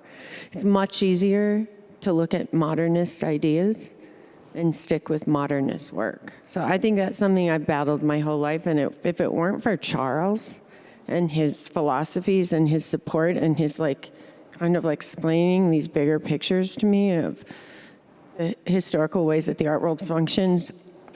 If it weren't for Charles's writings and Charles's work, I wouldn't make the work that I make. I mean, it's funny that we're on this panel today because I pretty much owe him everything.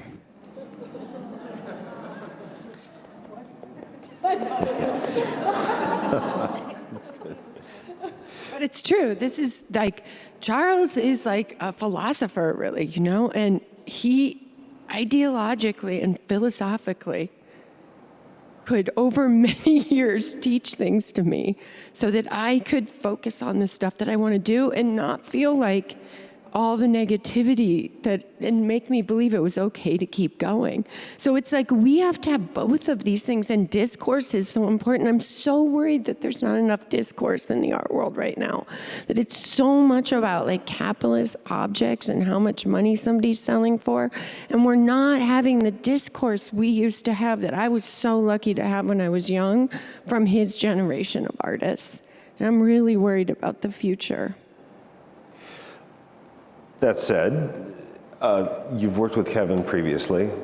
Right, but that's activism. I'm talking about, this is really specific to how artists think, right? And how artists make work and what they make work about. I think there's a lot of amazing artists doing activist work, but I do think the influence of capital is really problematic, and that the art world has never been this big, or never been this much money in the art world. And I worry about how that rub happens, it's really hard. I feel like there's no way to be ethical. That's the biggest problem I have, is trying to figure out the ethics of all of this, being in the art world versus, but the art world's an amazing place to have a voice.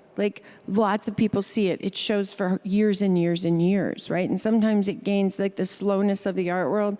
Sometimes that slowness, that 20 years later you'll see something and it'll be meaningful. Whereas the 24/7 news cycle, it's here and it's gone. And art has a great ability. There's all these great things art can do, and there's all these problems. It's simultaneous. I want to pick up a thread that you had mentioned earlier where I think you said to Nayeli, I make my work, I make the sign that you're presenting, that is part of it. That's one aspect. I am curious how you see that work in light of, or maybe in tandem with, say, what Paco Underhill was saying before about, okay, what does the museum do? Why is it important at this moment? Where he said, actually, it's difficult. It makes you think. It makes you re-see something. And so weirdly, the thing that you were saying earlier, it's not art because it's simple or direct or it can be agitprop, is actually within the museum, ideally complicated. It's a very popular force. And do you see that as being overly optimistic, or how do you see those two ways of thinking together?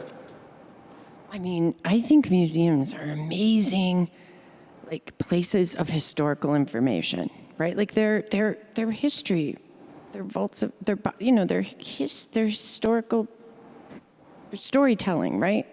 And it's up to us artists to tell different stories. right? To tell stories that to expand our notion of history, that change the incorrect aspects of history. Artists can do that, and I think museums are so important that way. Does that answer that question? Because a lot of activists are so busy, I don't know, I feel like it's such an important role to make a sign or document them, because some of them are so busy they don't have the access to do that. Just following them around, documenting what they do is so crucial, because their voices are so incredible. One time I documented one of Future from Black Lives Matter, one of her speeches at the Trump inauguration in 2008. And it was one of the most amazing speeches I ever heard in my life. And it's recorded, and it's part of art history now, I don't know if anybody will notice it, but I'm so proud of myself for having recorded that just by showing up with the camera. You can go for it. And then I really want to hear from you two. We have to. But Charles, what were you going to say? No, I just want to say how important the work of activist artists are to me, that they have the toughest job because they're within two domains where there's a lot of, that's provocative, where there's a lot of resistance and so forth. And one of the things that happens within the art domain is that whatever idea that's being addressed, its complexity is revealed. And activist artists really know that complexity as they try to figure out how to, place the work that they do in the world. It's easier if you're just an activist. No, don't get me wrong. It's not easy to be an activist. Right, no. But I'm just saying that it's a special difficulty, and I have so much deep respect for these two people on the right.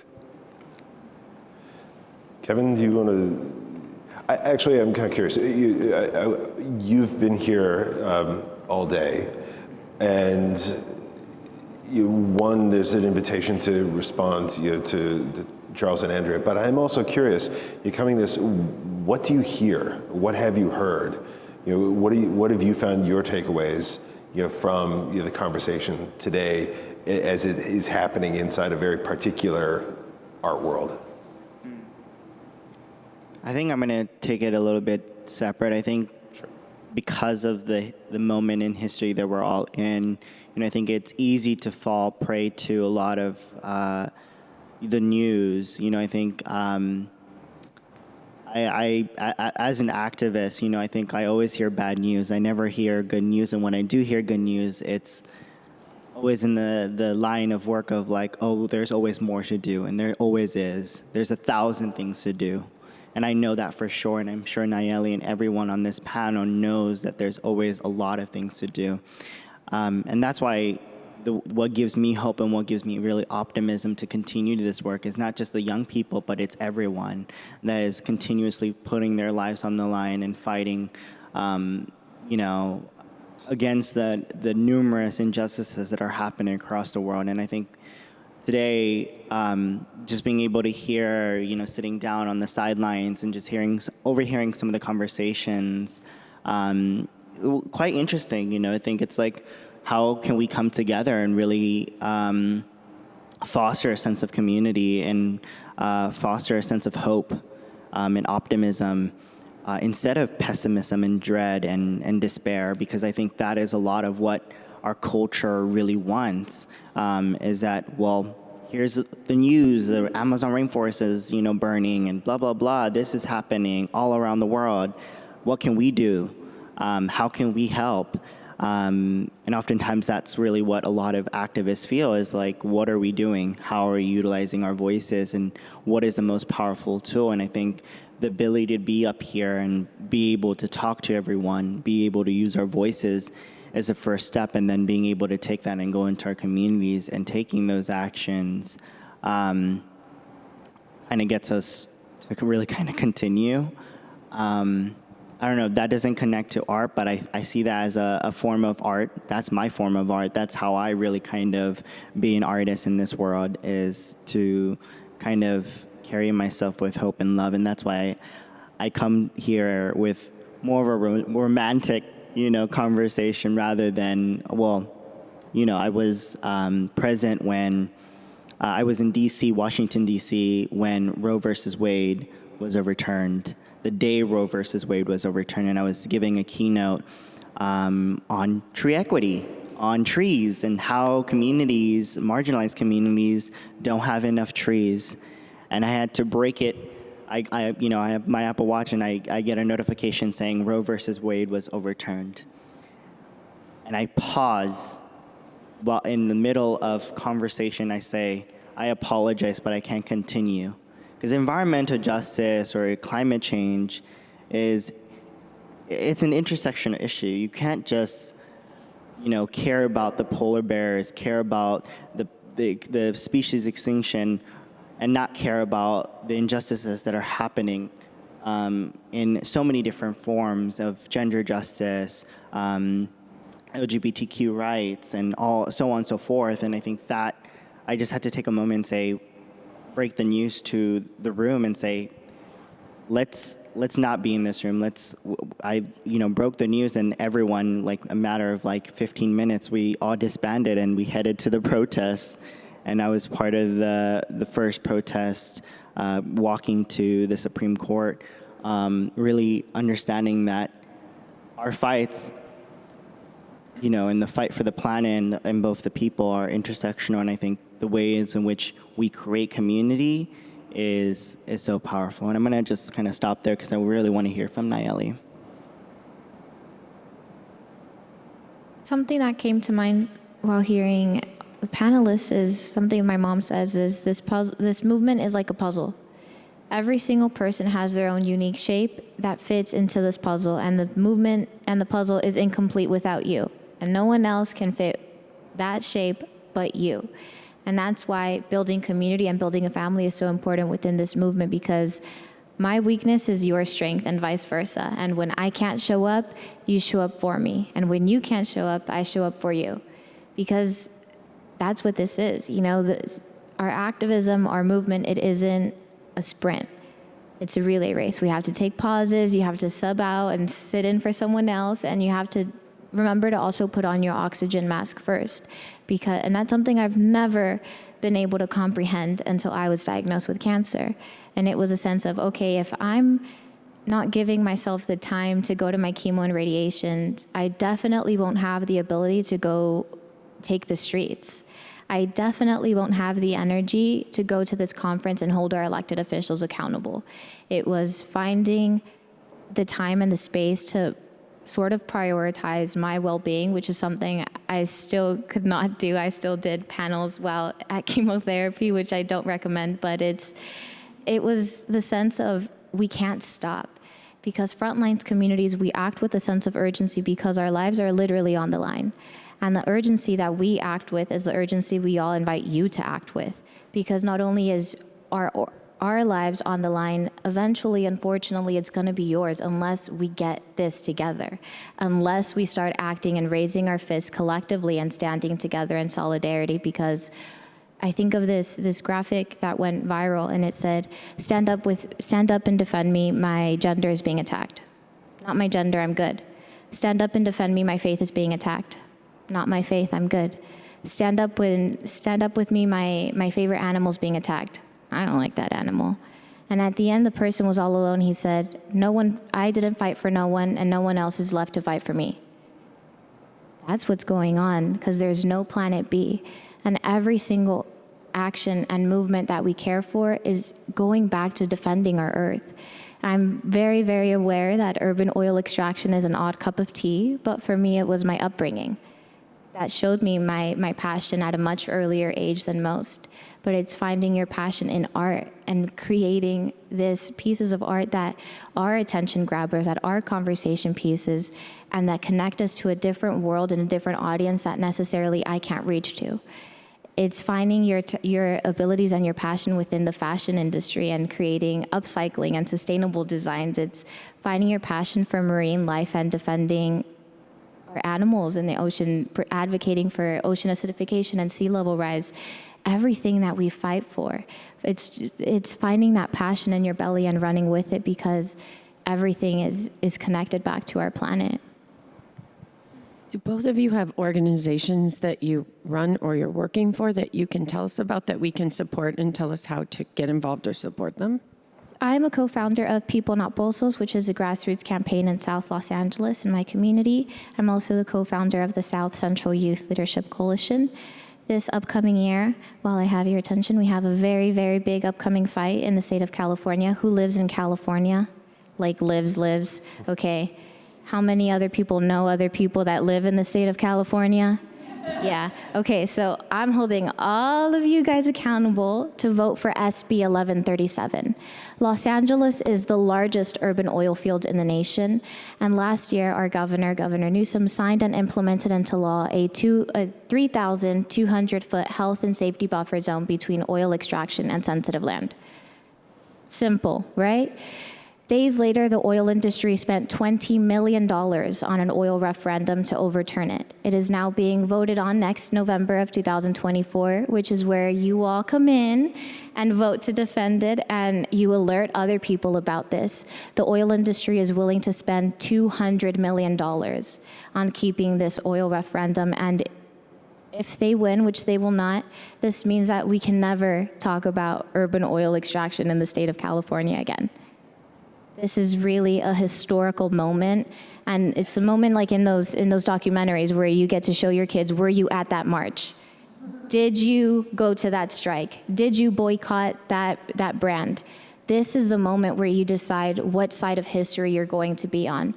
And I invite you all to act and to come and protect us for our health, our safety, and our environment, because there's no planet B, and no one should grow up next to an active oil and gas well with their life decided for them. But I'm also working to start my own 501c3 later on, but coming soon. Okay. Kevin, thank you. I'm always so inspired by Nayeli's work. And yeah, I as I mentioned in my introduction, I wear over 200 hats. It's kind of crazy. But I do run my own nonprofit called OneUpAction International. We are a group of young leaders. Obviously, I'm going to start with the philanthropic area. 4% of philanthropic funds goes to climate. Out of that 4%, 0.76% goes to youth-led initiatives. And out of that 0.76%, I would say 0.01% goes to young people implementing climate solutions. And so my organization, OneUpAction International, was really founded in 2019 to be a lever for people who don't look like me. For people who look like me, who are not represented in the space. Yeah, I'm also just very tired, but for people who have not been uplifted or supported in the space of climate activism, to not only have a platform, but making sure that they're supported. The name OneUpAction is really stepping up our action, wanting up our action after we're done with the rallies, marches, and strikes, to come back into our communities and step up. Now we have transitioned in taking philanthropic dollars and giving them to young people who are working to implement and accelerate climate solutions within their own community. So we work around, done a lot of restoration projects, done a lot of gender justice projects all around the world, and that's really around how can we start accelerating implementing climate solutions in local communities and really making sure that young people are the driving forces behind that. Well, I can't thank either of you. I can't thank you both enough for your work, your generosity in being here, and generosity in your commitment moving forward. I also can't express my gratitude enough to everyone here for being part of this conversation. And I wish to extend that to obviously all the participants from throughout the day. Obviously, a primary impetus here is the idea of activating or getting a community to recognize itself, activating that community and recognize exactly what piece in that puzzle. Within culture broadly, the idea that art is of a piece with society and culture is key to come out of this. And in that regard, I wish to thank Hauser Wirth, Cleona, everyone involved in this for really making this possible, and to recognize even here with this gallery that it is not a single day, it's not a single event, but rather a continuing and evolving initiative that is incumbent upon us all. Thank you for being here all day, and thank you again everyone watching from home, and know that these conversations will be available in the future, and this is a beginning, not an end. Thanks so much.